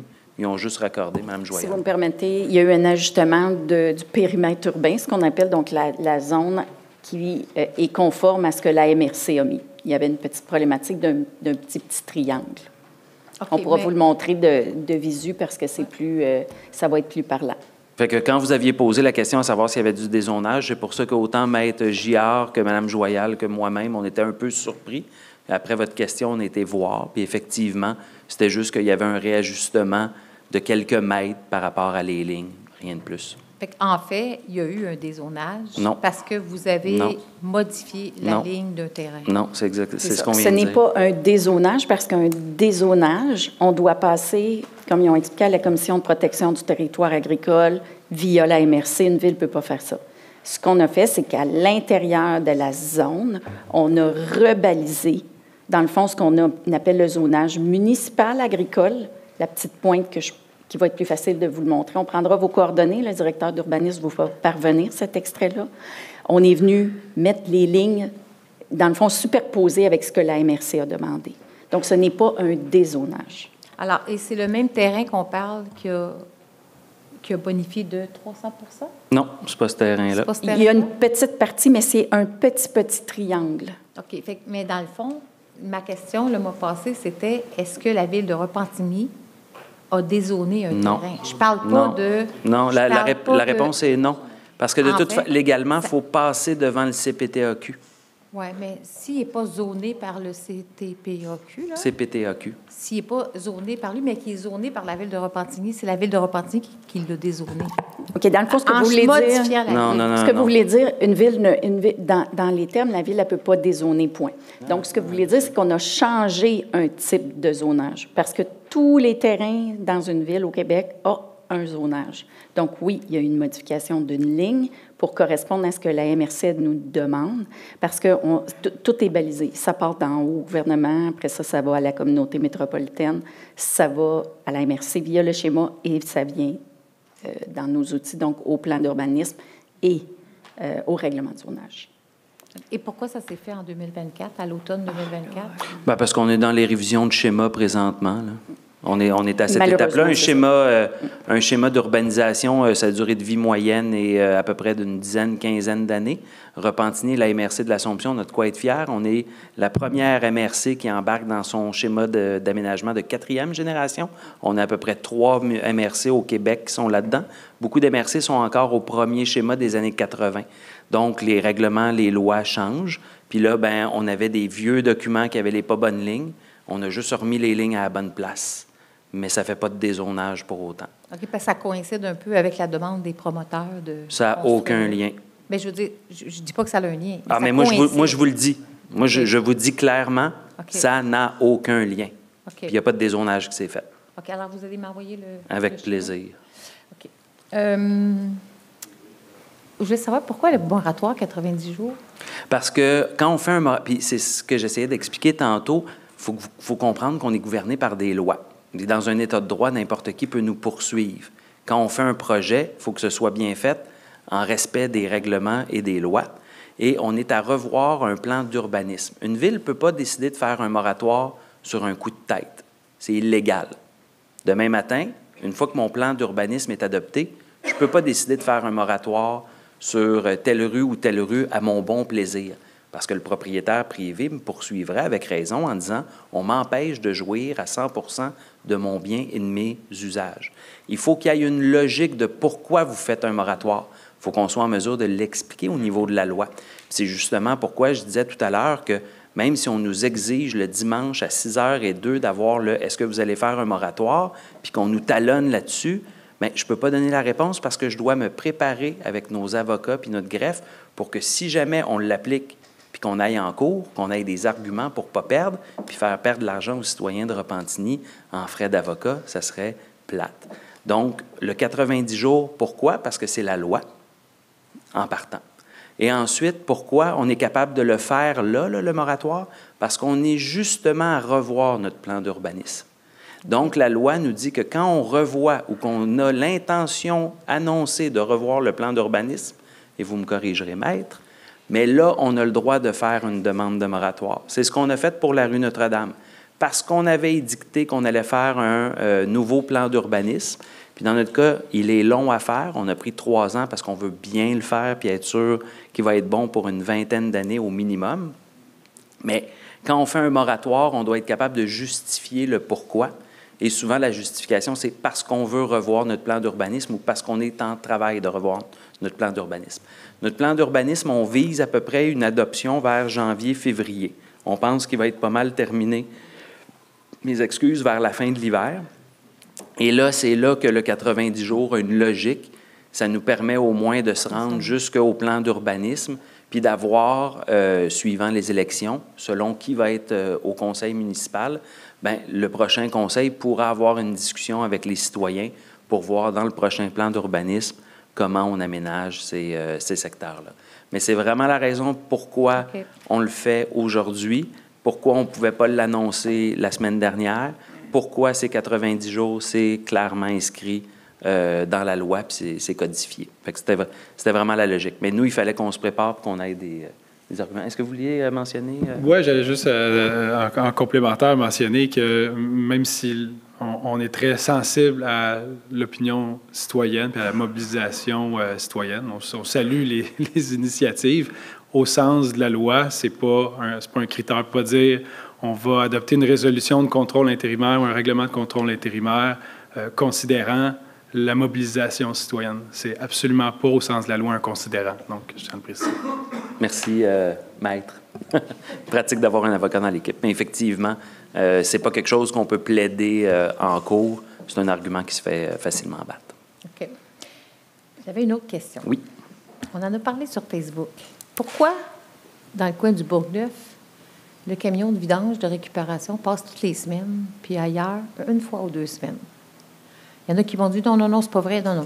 Au Bourg, 1, 2, 3, 4, le camion de vidange passe toutes les semaines et la récupération aussi. Je passe tous les matins, là. Ah, ben... Alors, même, il y en a qui disaient sur Facebook que moi, j'habite sur Bourgneuf, près de la Pêche. J'étais à veille d'aller porter mes vidanges dans ben ouais.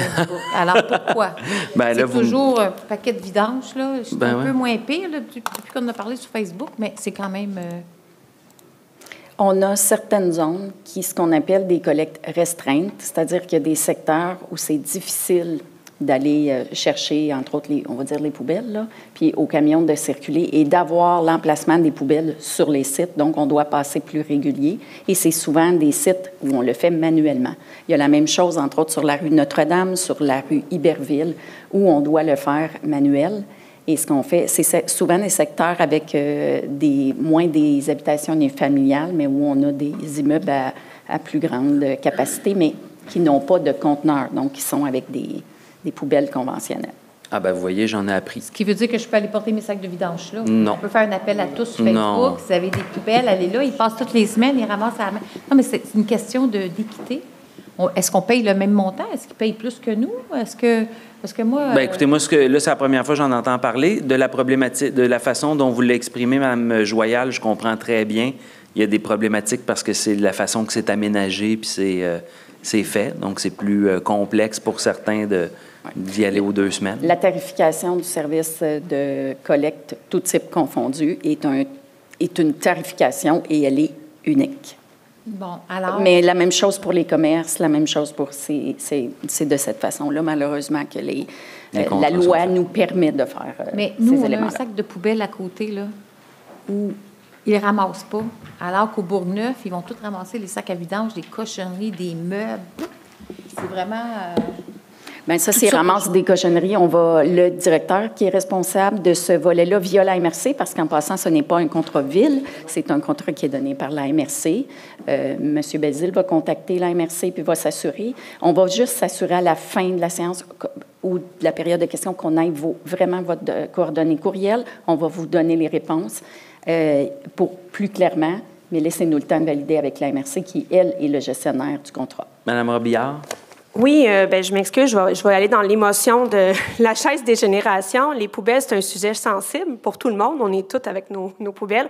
Comme je disais tout à l'heure, je suis à la MRC. C'est un contrat, je le réitère, qui est géré au niveau de la MRC de l'Assomption. On est là, juste vous dire, puis c'est au bénéfice de tout le monde, là, notre site de dépotoir est complètement plein. Vous avez le compost, Vous avez le bac de récupération. La Ville fait preuve d'agilité si vous avez des gens, perte d'autonomie, des couches de protection. On a des subventions pour des couches réutilisables, pour même les hygiènes féminines. On a des adaptations pour des services de garde. On a des multilogements, des unifamiliales qui sont 2. C'est un casse-tête pour la gestion des matières résiduelles et on s'attend à ce que non, on ne va pas mettre nos sacs de poubelle à des endroits qui ont une collecte pour une raison bien spécifique en fonction du type de logement qui est à cet endroit-là, des particularités qu'on a. On modifie à chaque fois qu'on fait des projets, on a des conteneurs semi-enfouis, on vérifie que notre camion peut circuler, mais la Ville de Repentigny est bâtie depuis de longue date. On a des endroits que ce n'est pas possible avec la modernisation qu'on a, mais après ça, il faut s'assurer d'être cohérent quand on demande des normes environnementales strictes, de ne pas aller mettre nos déchets sur des lieux qui ne nous appartiennent pas. Puis après ça, il n'y a rien qui nous empêche dans la vie d'être agile, compréhensif, puis de comprendre qu'il y a des situations, des fois, qui sont plus particulières, puis il faut les travailler d'une autre façon. Bien, je comprends, là. Je m'adresse pas... C'est pas des personnes âgées qui habitent là, quand même. Alors, je comprends il doit en avoir parce qu'on en a rencontré, là. Bon. Mais il y en a partout des personnes âgées. Ben oui. Alors, 25 de la Ville. Bon. Mais ce que je comprends pas, c'est que c'est pas juste des sacs à vidange, là. C'est des poubelles, là, des dalles de béton. Donnez-nous l'adresse. Avec l'adresse, on va être capable d'intervenir. 2, 3, 4, les bourgs? 9. Parfait. OK. On va faire des vérifications. Bon, j'apprécierais. Puis j'avais aussi un appel à tous. Moi, j'aimerais bien ça, avoir un débat avec le parti d'opposition. Alors, je lance un appel à tous. Le mois passé, on l'a demandé. Ils sont pas là. On n'a pas eu beaucoup de... Mais c'est pas grave s'ils l'écoutent. Là, on espère. Je veux qu'ils m'entendent. Parce que je l'ai demandé la semaine passée. Je n'ai pas compris ce qu'on m'a dit. J'ai entendu juste un... Je n'ai pas compris. Là. Je ne sais pas s'il a dit oui ou non. Nous, c'est oui. Pardon? Nous, c'est oui. Oui, mais c'est ça. Alors, mais il faut être 2 pour danser le tango. Oui, c'est ça. Pratique. Allez, votre temps est écoulé, madame. Merci. Bon. Merci. Et M. Francis Charbonneau. Majot. Mes excuses. Bonsoir, M. le maire. Oui, je suis venu accompagner ce soir. Oui, c'est bien ça. Je vais prendre le micro, excusez-moi, parce que sinon, il est trop bas. Je ne sais pas si vous pourriez en acheter un qui est ajustable. Oui. Mais parlant du débat, je veux juste faire quelques petits points. Parlant du débat, on a tenté de faire des démarches pour en organiser un, mais ce n'était pas possible dans les délais. On est désolé. Non, pas de problème. On en voulait un, nous autres aussi. Donc, parlant de vidange aussi, il y a un bon livre qui s'appelle Ordures de Simon Paré-Poupard. Moi, je le recommande. C'est ma recommandation de lecture du soir. Très intéressant. Oui, OK. Puis, je l'ai offert en cadeau, même. Ah oui? OK. Ça se lit super bien. Puis, il y a aussi Québec Terres d'asphalte, surtout.tv, qui est un reportage vraiment intéressant, justement, sur le dézonage des terres agricoles. Puis, juste mentionner, le corridor de la ceinture verte, il n'y a pas de terrain protégé dans la zone agricole par la CPTAQ. Mais en tout cas, on vous suggère ce reportage-là. C'est pas sponsorisé par tout.tv, là, on n'est pas payé. C'est gratuit. C'est bon. Puis c'est gratuit en plus. Ouais. Ce soir, d'abord, je ne vous poserai pas la question sur le moratoire parce que vous y avez déjà répondu. Merci beaucoup. Merci d'avoir... excusez-moi. Non, pas de problème. Merci d'avoir, dans le fond, pour le dépôt du moratoire ce soir. Je suis certain qu'il y a une grande quantité de citoyens qui vont être très contents, très heureux. Je voulais aussi saluer Mme Gendron, M. Simon, puis M. Landreville pour vos services. On sait qu'être élu, c'est pas facile. J'en ai déjà parlé à un conseil municipal au mois de juillet en plein air. On sait qu'il y a des fois de la violence envers les élus, puis ça, c'est pas tolérable, c'est pas acceptable. Ouais. En tout cas, on voulait vous saluer. Puis ce soir, en fait, je suis là pour offrir à la Ville, en fait, au nom des citoyens mobilisés, un acte symbolique, donc une plante. On l'a adopté, en fait, on a décidé de l'appeler ceinture verte. Ce ne sera pas la ceinture verte, ça va être ceinture verte. J'aimerais simplement demander à Maître Giard, est-ce que les citoyens peuvent offrir un cadeau à la Ville? Oui, OK. Exact. Donc, je vous le remettrai à vous, M. le maire, si vous permettez. Vous êtes mieux de le remettre à Maître Giard. Maître Giard, OK. OK, je vais le remettre à Maître Giard. Mais on va s'assurer qu'il soit bien visible dans l'ordre de l'Hôtel de Ville. Si vous avez remarqué, on a mis, avant notre arrivée en 2021, il n'y avait pas beaucoup de plantes dans l'entrée. On en a fait mettre beaucoup, puis c'est souvent moi qui les arrose. OK. Donc, je vais m'occuper de celle-là aussi. Puis on a sauvé 8 000. On a sauvé 8 000 $. Je tiens à le dire, pareil, je suis fier.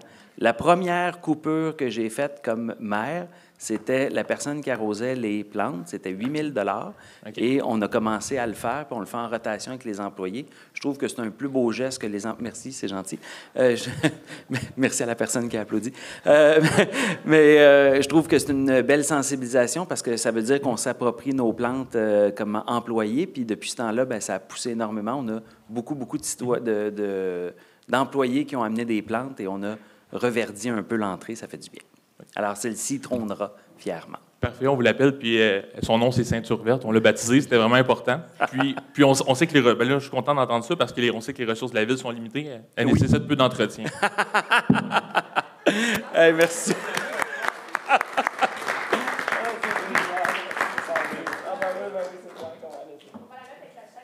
Oui, bonne idée.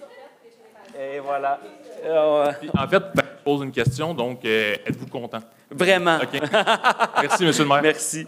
On a la ceinture et les bretelles. On va être correct. Hey, merci beaucoup, Francis, c'est gentil. Alors, maintenant, on va passer... là, on tombe dans le technique. Donc, mais juste avant, un immense merci à vous tous pour les 4 années, mais surtout mon moment du mois où où je me sens le plus utile puis j'ai le plus de plaisir à faire le travail de maire, c'est à la période de questions parce qu'on a d'excellentes questions des citoyens, on a des bons échanges, ça nous permet des fois de faire un peu de pédagogie, expliquer notre réalité, que vous nous expliquez la vôtre, les problématiques que vous voyez. Je dis souvent que les citoyens sont nos yeux sur le terrain, c'est la ville, c'est nous tous. Alors, merci pour les 4 belles années de période de questions et j'espère avoir un autre 4 ans. Merci. Alors, on tombe à l'adoption du procès-verbal. Alors, il serait proposé, appuyé et résolu d'adopter le procès-verbal de la séance régulière tenue le 9 septembre 2025. Proposé par? Karine Benoît, je propose, Monsieur le Président. Appuyé par? Kevin Buteau, j'appuie. Merci. On tombe à dépôt de divers documents.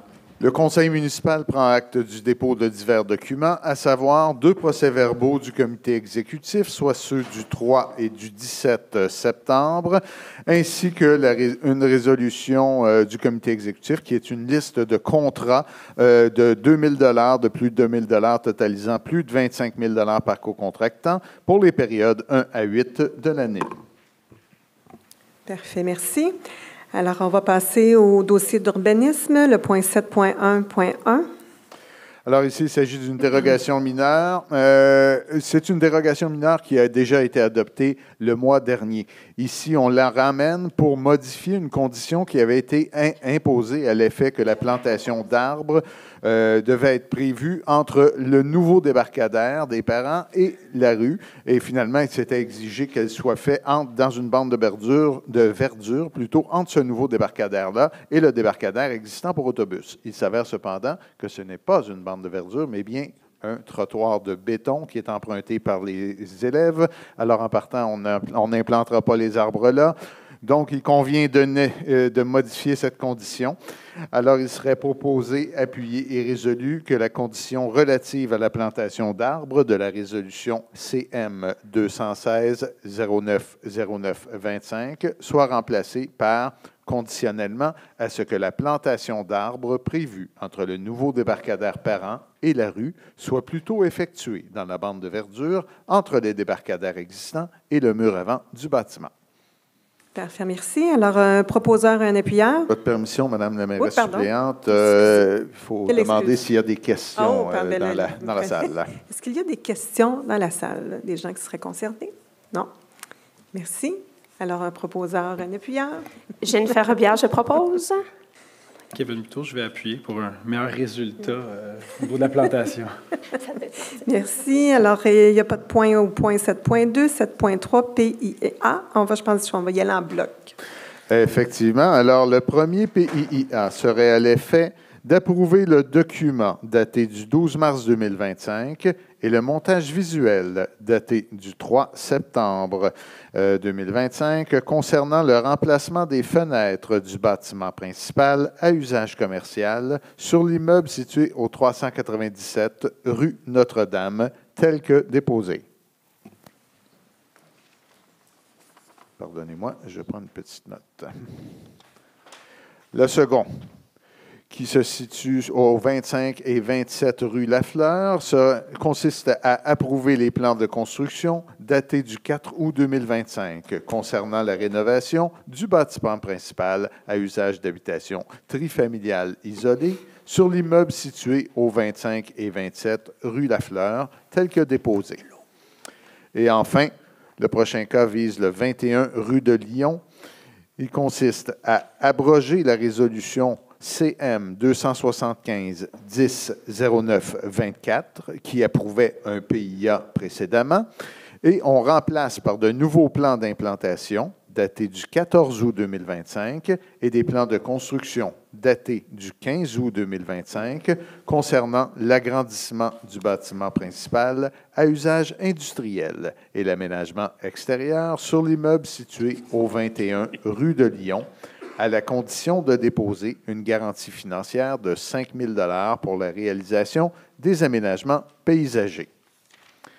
Enfin, le prochain cas, au 1390 rue Notre-Dame, consiste à approuver les plans de construction datés du 25 août 2025 concernant la rénovation du bâtiment principal à usage d'habitation unifamiliale sur l'immeuble situé au 1390 rue Notre-Dame, à la condition de respecter le régime transitoire de gestion des zones inondables, des rives et du littoral du gouvernement du Québec, ainsi que les exigences contenues dans la réponse du ministère qui sont spécifiques à ce projet. Merci. Donc, en bloc, un proposé par... Kevin Buteau, j'en fais la proposition. Merci. Appuyé par... J'appuie mon collègue, Monsieur le Président. Merci. On tombe dans les affaires courantes, 7.1. Il s'agit ici d'une modification à une résolution, tout simplement changer un signataire pour une entente de financement avec la SHQ. Alors, il serait proposé, appuyé et résolu de remplacer M. Dominique Lompré par Mme Viviane Joyal comme signataire de l'entente. Merci. Proposé par... Jennifer Robillard. Appuyé par... Merci. On tombe à 7.2. Alors, prochaine résolution qui peut sembler très technique, on va tenter de vous l'expliquer le plus simplement du monde. Plusieurs règlements d'emprunt ont vu leur objet réalisé. Donc, l'ensemble des travaux qui sont prévus pour les 14 règlements d'emprunt ici sont complétés. Ça a coûté moins cher que prévu et donc l'emprunt et la dépense doivent être diminués. Au sens de l'article 564 de la Loi sur les cités et villes, le tout peut être fait par une résolution. Alors, la prochaine résolution vient amender les 14 règlements d'emprunt en question pour diminuer le montant de la dépense et diminuer le montant de l'emprunt. Il serait donc proposé, appuyé et résolu que la Ville de Repentigny modifie les règlements identifiés à l'annexe du sommaire décisionnel 2025-426 de la façon suivante, soit en remplaçant les montants de la dépense et de l'emprunt par les montants indiqués sous la colonne « Nouveau montant de la dépense » et « Nouveau montant de l'emprunt », par l'ajout d'une disposition prévoyant qu'aux fins d'acquitter une partie de la dépense, la municipalité affecte son fonds général de la somme indiquée sous colonne « Fonds général », parce qu'effectivement, une municipalité peut utiliser une partie de son fonds général inutilisé pour baisser l'emprunt, et par la modification de la disposition relative à l'affectation d'une subvention en vue d'y indiquer le montant apparaissant sous la colonne « Subvention » au même annexe. Les protocoles d'entente ci-joints sont réputés faire partie intégrante des règlements correspondants identifiés à cette annexe. Alors, le tout sera transmis au ministère des Affaires municipales de façon à annuler dans ces registres les soldes résiduaires mentionnés à l'annexe. Merci. Donc, proposé par... Je propose. Merci. J'appuie mon collègue, Monsieur le Président. Merci. 7.3. Alors maintenant, on est au point 8.3, je crois, Monsieur le maire. 7.3. Ah, 8? Ah, oui, mes excuses. Oui, en raison de la parole au conseiller qui a été avancée. Oui. Ici, on est en application de l'article 105.4 de la Loi sur les cités et villes qui exige annuellement le dépôt d'état comparatif des revenus et dépenses, ainsi que les revenus et dépenses dont la réalisation est prévue au 31 décembre 2025. C'est généralement déposé 4 semaines avant l'adoption du budget. En année d'élection, ça doit être déposé à la dernière séance précédant l'élection, d'où le dépôt ce soir. Alors, il serait proposé, appuyé et résolu de prendre acte du dépôt des états comparatifs des revenus et dépenses au 31 août 2025, ainsi que des revenus et dépenses dont la réalisation est prévue au 31 décembre 2025. Merci. Donc, si quelqu'un vous dit que les finances ne sont pas transparentes, c'est tous des documents publics. Alors, proposé par... J'en fais la proposition, M. le Président. Appuyé par... J'appuie mon collègue. Merci. 8.4. Et s'il s'agit du paiement d'une facture, c'est encore un cas d'application du règlement imposant des conditions à l'attribution de certains contrats d'approvisionnement par des organismes municipaux. Le gouvernement du Québec a donc pris une position, vu la guerre commerciale se déroulant actuellement avec les États-Unis, que tout contrat donné à une compagnie américaine qui n'aurait pas un siège ou du moins une place d'affaires au Québec, au Canada ou dans un autre État lié par un traité de libre-échange, eh bien, il doit y avoir une résolution du conseil municipal, peu importe le montant de la dépense.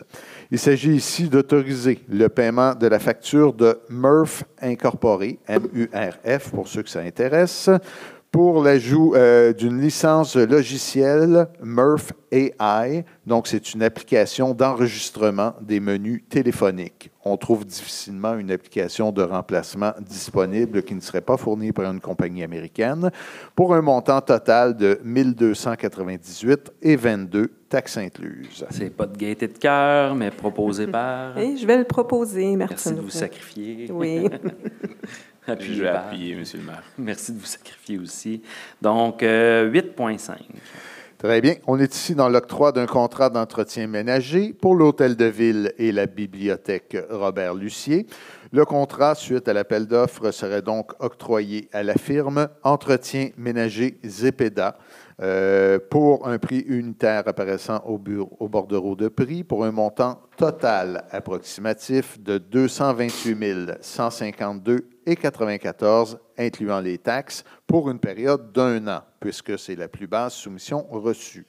Considérant le prix offert, la Ville de Repentigny se prévaut immédiatement de l'option de renouvellement pour 2 périodes additionnelles d'1 année chacune, aux conditions prévues au contrat, soit un ajustement du même prix à l'indice des prix à la consommation. Alors, les 2 autres années devraient être pour un coût approximatif de 456 305,88, taxes incluses, plus l'ajustement à l'indice des prix à la consommation. Merci. Donc, proposé, appuyé par... Karine Benoît, je propose. Merci. Merci. 8.6. Le prochain est une procédure qu'on voit plus rarement, c'est une évaluation de rendement insatisfaisant. Alors, considérant l'évaluation de rendement insatisfaisant effectuée conformément à l'article 573.2.0.1 de la Loi sur les cités et villes, considérant l'absence de réponse ou commentaire du fournisseur relativement à l'évaluation réalisée qui lui a été envoyée pour commentaire, considérant la recommandation du service des travaux publics et de la division approvisionnement, il serait proposé, appuyé et résolu de déclarer inadmissible le fournisseur 94 20 29 42 Québec Inc., connu sous le nom de groupe Guardian, aux appels d'offres de la Ville de Repentigny, et ce pour une durée de 2 ans à compter du 1er octobre 2025. Merci. Donc, proposé par... Chantal Routier, je propose. Merci. Appuyé par... Martine Roux. Merci. 8.7. Il s'agit ici de l'octroi d'un contrat pour le remplacement de modules de jeu au parc Jean-Claude Crevier. Il serait donc proposé, appuyé et résolu, suite à l'appel d'offres, d'octroyer le contrat à la firme Équipement récréatif Jean-Bette Incorporé, selon les prix unitaires apparaissant au bordereau de prix, pour un montant total de 424 976,34 incluant les taxes, celle-ci étant la plus basse, ou en fait la soumission ayant obtenu le meilleur pointage, qui est réputé au sens de la loi comme étant la plus basse soumission conforme. Et cette dépense sera financée à même le règlement d'emprunt 661. Merci. Donc, Monsieur le Président, moi, c'est avec grande fierté ma consoeur et moi, on partage un parc mitoyen et il y a eu quand même certains investissements à travers les dernières années. C'est un parc qui était mal aimé, mal utilisé, une nouvelle surface synthétique, une première microforêt, des trottoirs, l'ajout d'arbres. Ce parc a été bordé de trottoirs, d'une piste cyclable qui arrive tout juste à côté. Et maintenant, un investissement d'1 demi-million dans des modules de jeu pour le plaisir de tous les citoyens et les citoyennes, parce qu'il y a un changement démographique dans le secteur. Il y a de nombreuses familles qui s'installent. Alors, j'en suis très fier. Merci beaucoup, M. Urbain. Proposé par? Joubert-Simon. Appuyé par? Avec Chantal Routier, avec grand plaisir. Merci beaucoup. Alors, on tombe maintenant dans les points gestion du capital humain. Alors, pour la première, il s'agit d'une approbation pour la résiliation d'un contrat. Il serait proposé, appuyé et résolu de résilier le contrat de travail de l'employé 2682 à compter du 1er octobre 2025. Merci. Proposé par? Martine Gendron, je propose. Merci. Appuyé par? Chantal Routier. Merci. On tombe à 10.2. Très bien. Il s'agit ici d'un mouvement de personnel cadre et plus particulièrement d'une nomination. Il s'agirait de nommer Mme Viviane Joyal au poste de directrice générale, classe 15, échelon 8, à la direction générale à compter du 1er octobre 2025. Cette nomination est requise suite au départ de M. Dominique Lompré et d'approuver le contrat de travail à intervenir entre Viviane Joyal et la Ville de Repentigny, est autorisé M. le maire ou le maire suppléant et le greffier ou son assistant à signer pour et au nom de la Ville. Bien, merci beaucoup. Puis juste avant, je vais faire un petit mot. Donc, effectivement, M. Lompré nous quitte, mais on est très heureux du remplacement par Mme Viviane Joyal, qui a gravi tous les échelons de l'organisation. Première femme à diriger la Ville de Repentigny à titre de directrice générale. Et elle n'a pas compté ses heures et ses années d'investissement. On est déjà à plus de 29 ans d'investissement pour la Ville de Repentigny. Donc, bravo, bravo.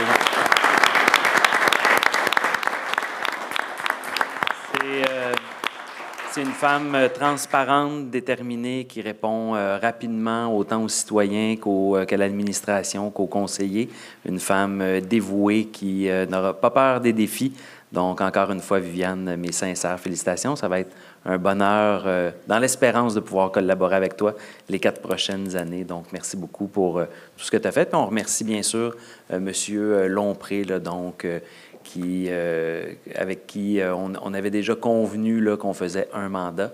Donc, maintenant, pour la deuxième portion, bien, ça sera Mme Joyal. Alors, félicitations, bravo encore. Donc, proposé par... C'est avec un immense plaisir que j'en fais la proposition, M. le Président. Merci. Appuyé par... Raymond Barre, est-ce que j'ai pu... Ah, mon Dieu, ça se garoche! Qui veut? Allez-y, allez-y. J'ai pu avec autant de plaisir, mon collègue. Que Mme Gendron. Merci. Mais je pense que c'est unanime. Oui. Donc, on tombe maintenant dans les avis de motion et présentation de projets de règlement. Il s'agit ici du règlement 670. Alors, avis de motion serait donné qu'à une séance du conseil municipal tenue à une date ultérieure sera déposé pour adoption le projet de règlement 670 intitulé « Règlement décrétant la réalisation de travaux de réfection des infrastructures de la rue Notre-Dame entre les rues Étienne et Joffre pour un emprunt total de 12 millions de dollars. » Prenez note que copie du projet de règlement sera déposée par le conseiller en donnant l'avis de motion. Alors, l'objet est naturellement la réfection de la rue Notre-Dame entre les rues Étienne et Joffre. La portée, l'ensemble du territoire. Le coût, 12 millions, qui sera financé par emprunt et une émission d'obligation d'un montant de 12 millions, remboursable sur 20 ans. Et le mode de paiement et remboursement, une taxe foncière spéciale imposée à tous les contribuables sur la base de la catégorie et de la valeur. Merci. Donc, un conseiller pour en donner l'avis. J'en donne l'avis, M. le Président. Merci. On tombe dans les adoptions. Petite note préliminaire pour l'ensemble des projets de règlement qui sont en adoption ce soir. Ils ont tous un point en commun, c'est de permettre l'application par les cadets policiers de la réglementation à l'intérieur. Donc, ça, c'est ce qui les unit tous. Le quatrième, celui qui est le règlement 179-21, a d'autres objets qu'on vous mentionnera. Mais pour tous les autres, le seul objet est l'application de la réglementation par les cadets policiers. Allez-y rondement. Donc, incluant le règlement 43-9, qui a comme portée l'ensemble du territoire, c'est le règlement concernant les nuisances. Il serait donc résolu d'adopter le règlement 43-9. Proposé par Chantal Routier. Appuyé par Karine Benoît. 11.4.2. Alors, même objet. Ici, on parle du règlement 139-11 sur les animaux. Alors, il s'agirait d'adopter le règlement 139-11. Proposé par Jennifer. Appuyé par J'appuie ma collègue. 11.4.3. Il s'agit du règlement 140-13, qui est un amendement au règlement sur la sécurité des biens et des personnes sur le territoire. Alors, il serait résolu d'adopter le règlement 140-13. Proposé par Chantal Routier. Appuyé par Martine Gendron. Merci. 11.4.4. Voilà. Ici, c'est le 179-21. Lui, il a plus d'objets qu'uniquement l'application de la réglementation par les cadets policiers. Certaines modifications sont intervenues aussi entre le projet déposé avec l'avis de motion et le projet final, soit l'ajout d'un nouvel article 2 qui ajoute 3 définitions à l'article 5 du règlement, et on a un décalage de l'ensemble des autres articles en conséquence.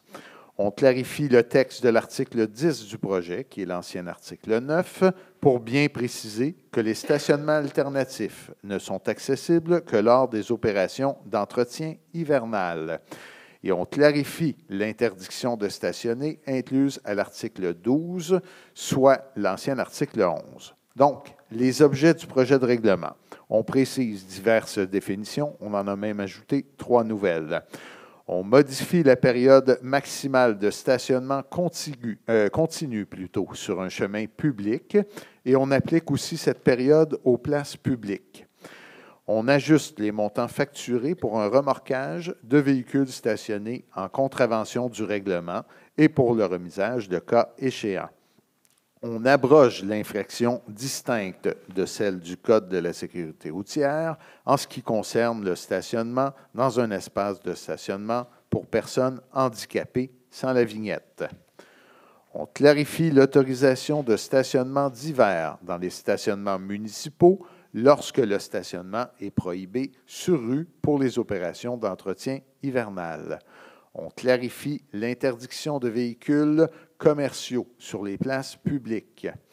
On clarifie le pouvoir de la Ville d'installer des interdictions de stationnement temporaires sur les places publiques. On assure la concordance au règlement 653 autorisant le jeu libre sur certains chemins publics. Donc, on retire l'ancienne interdiction de jeu dans la rue. On modifie diverses amendes. On met à jour certaines annexes pour refléter la signalisation mise en place et on apporte certaines précisions concernant l'autorité pouvant l'appliquer, soit les cadets policiers. Donc, il serait résolu d'adopter le règlement 179-21. Proposé par Oui, Martine Roux, je propose. Merci. Appuyé par Kevin Buteau, j'appuie. 11.4.5. Il s'agit ici du règlement 465-4 concernant les opérations de déneigement sur les terrains privés par des entrepreneurs en déneigement. Donc, même objectif que mentionné au début, application par les cadets policiers.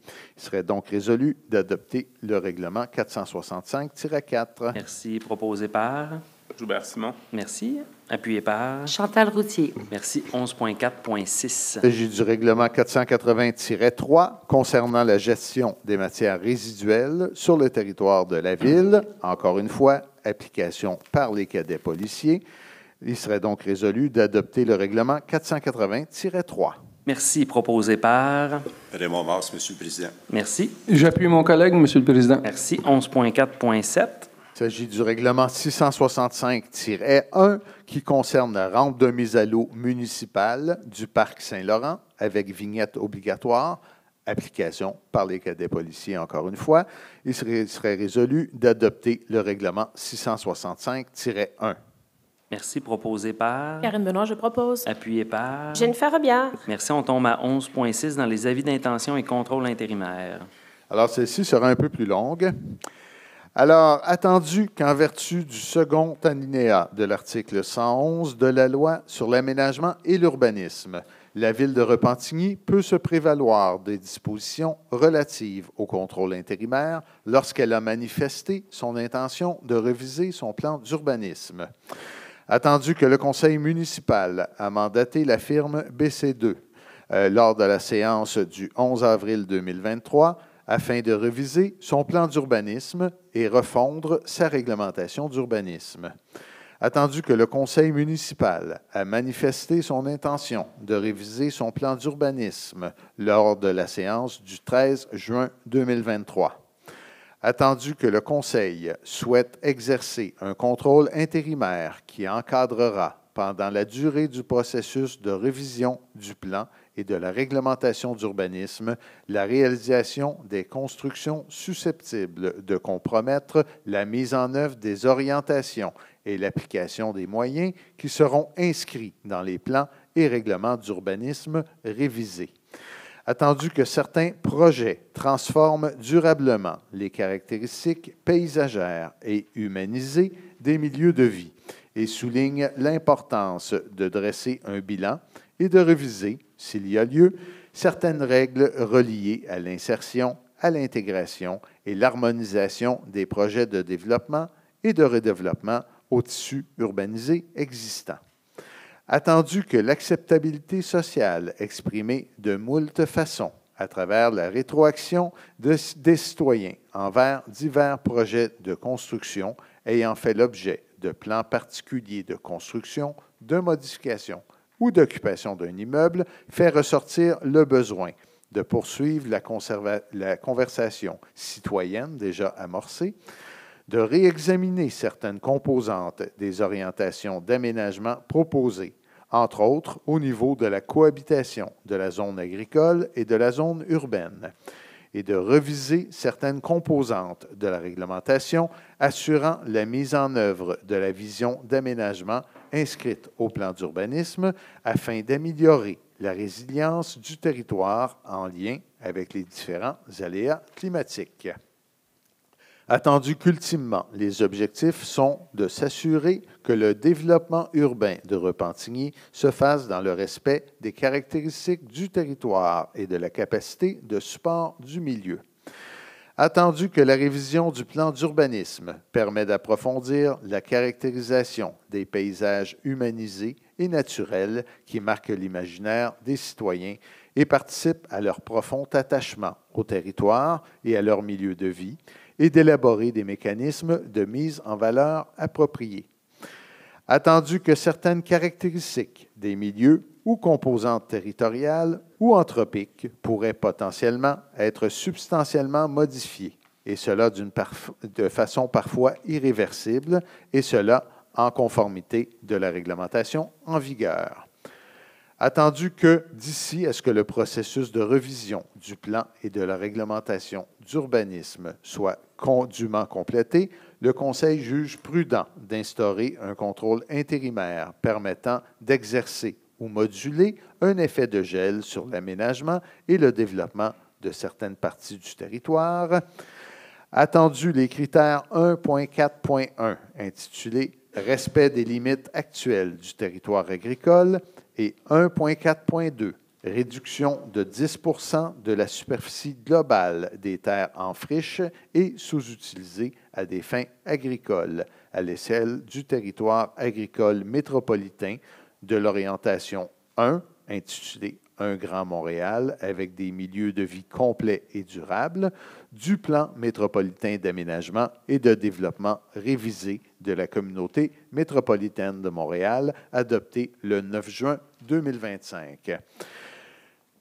Attendu que la réflexion n'est pas complétée et que le Conseil souhaite se donner le temps et les moyens nécessaires pour le poursuivre sans compromettre sa capacité de consolider son développement dans certaines zones mitoyennes à la zone agricole permanente, en conséquence, il serait proposé, appuyé et résolu pour une période ne pouvant excéder 90 jours à compter de l'adoption de la présente, sous réserve le cas échéant de l'article 112.6 de la Loi sur l'aménagement et l'urbanisme, est prohibée dans les zones H3 179 et H5 209, qu'on devrait voir sur la présentation à l'arrière, du plan de zonage numéro 2015-69, souligné 438, constituant l'annexe A du règlement de zonage 438, l'émission d'un permis en vue d'une opération cadastrale ou de la construction d'un bâtiment principal.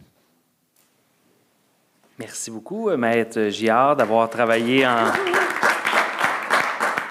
Ça a été premièrement, félicitations pour votre lecture, mais je sais que ça a été un travail de plusieurs semaines de réussir à arriver avec cette proposition. Alors, un immense merci. Proposé par... Monsieur le Président, avant, je voudrais quand même féliciter la personne qui fait le langage des signes à l'autre bout, parce que ça a été difficile pour lui aussi.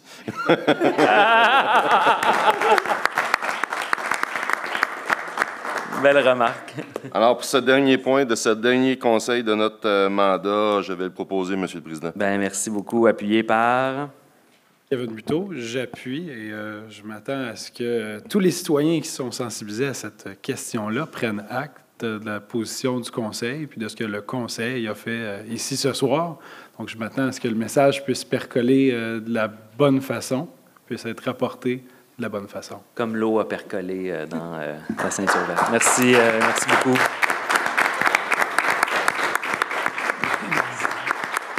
Et on remercie bien sûr les citoyens pour leur implication dans le dossier. Donc, une belle démonstration de la participation citoyenne. Donc, pour lever la dernière séance de notre première administration proposée par... Bien, j'aimerais parodier le grand Jerry Boulet. Rassurez-vous, je ne chanterai pas, mais pour une dernière fois, avant de m'en aller, j'aimerais proposer la levée de l'Assemblée. Ah, merci. Appuyé par... Merci beaucoup, Mme Gendron. Donc, merci beaucoup à vous tous. Bon retour. Espérons se voir le mois prochain.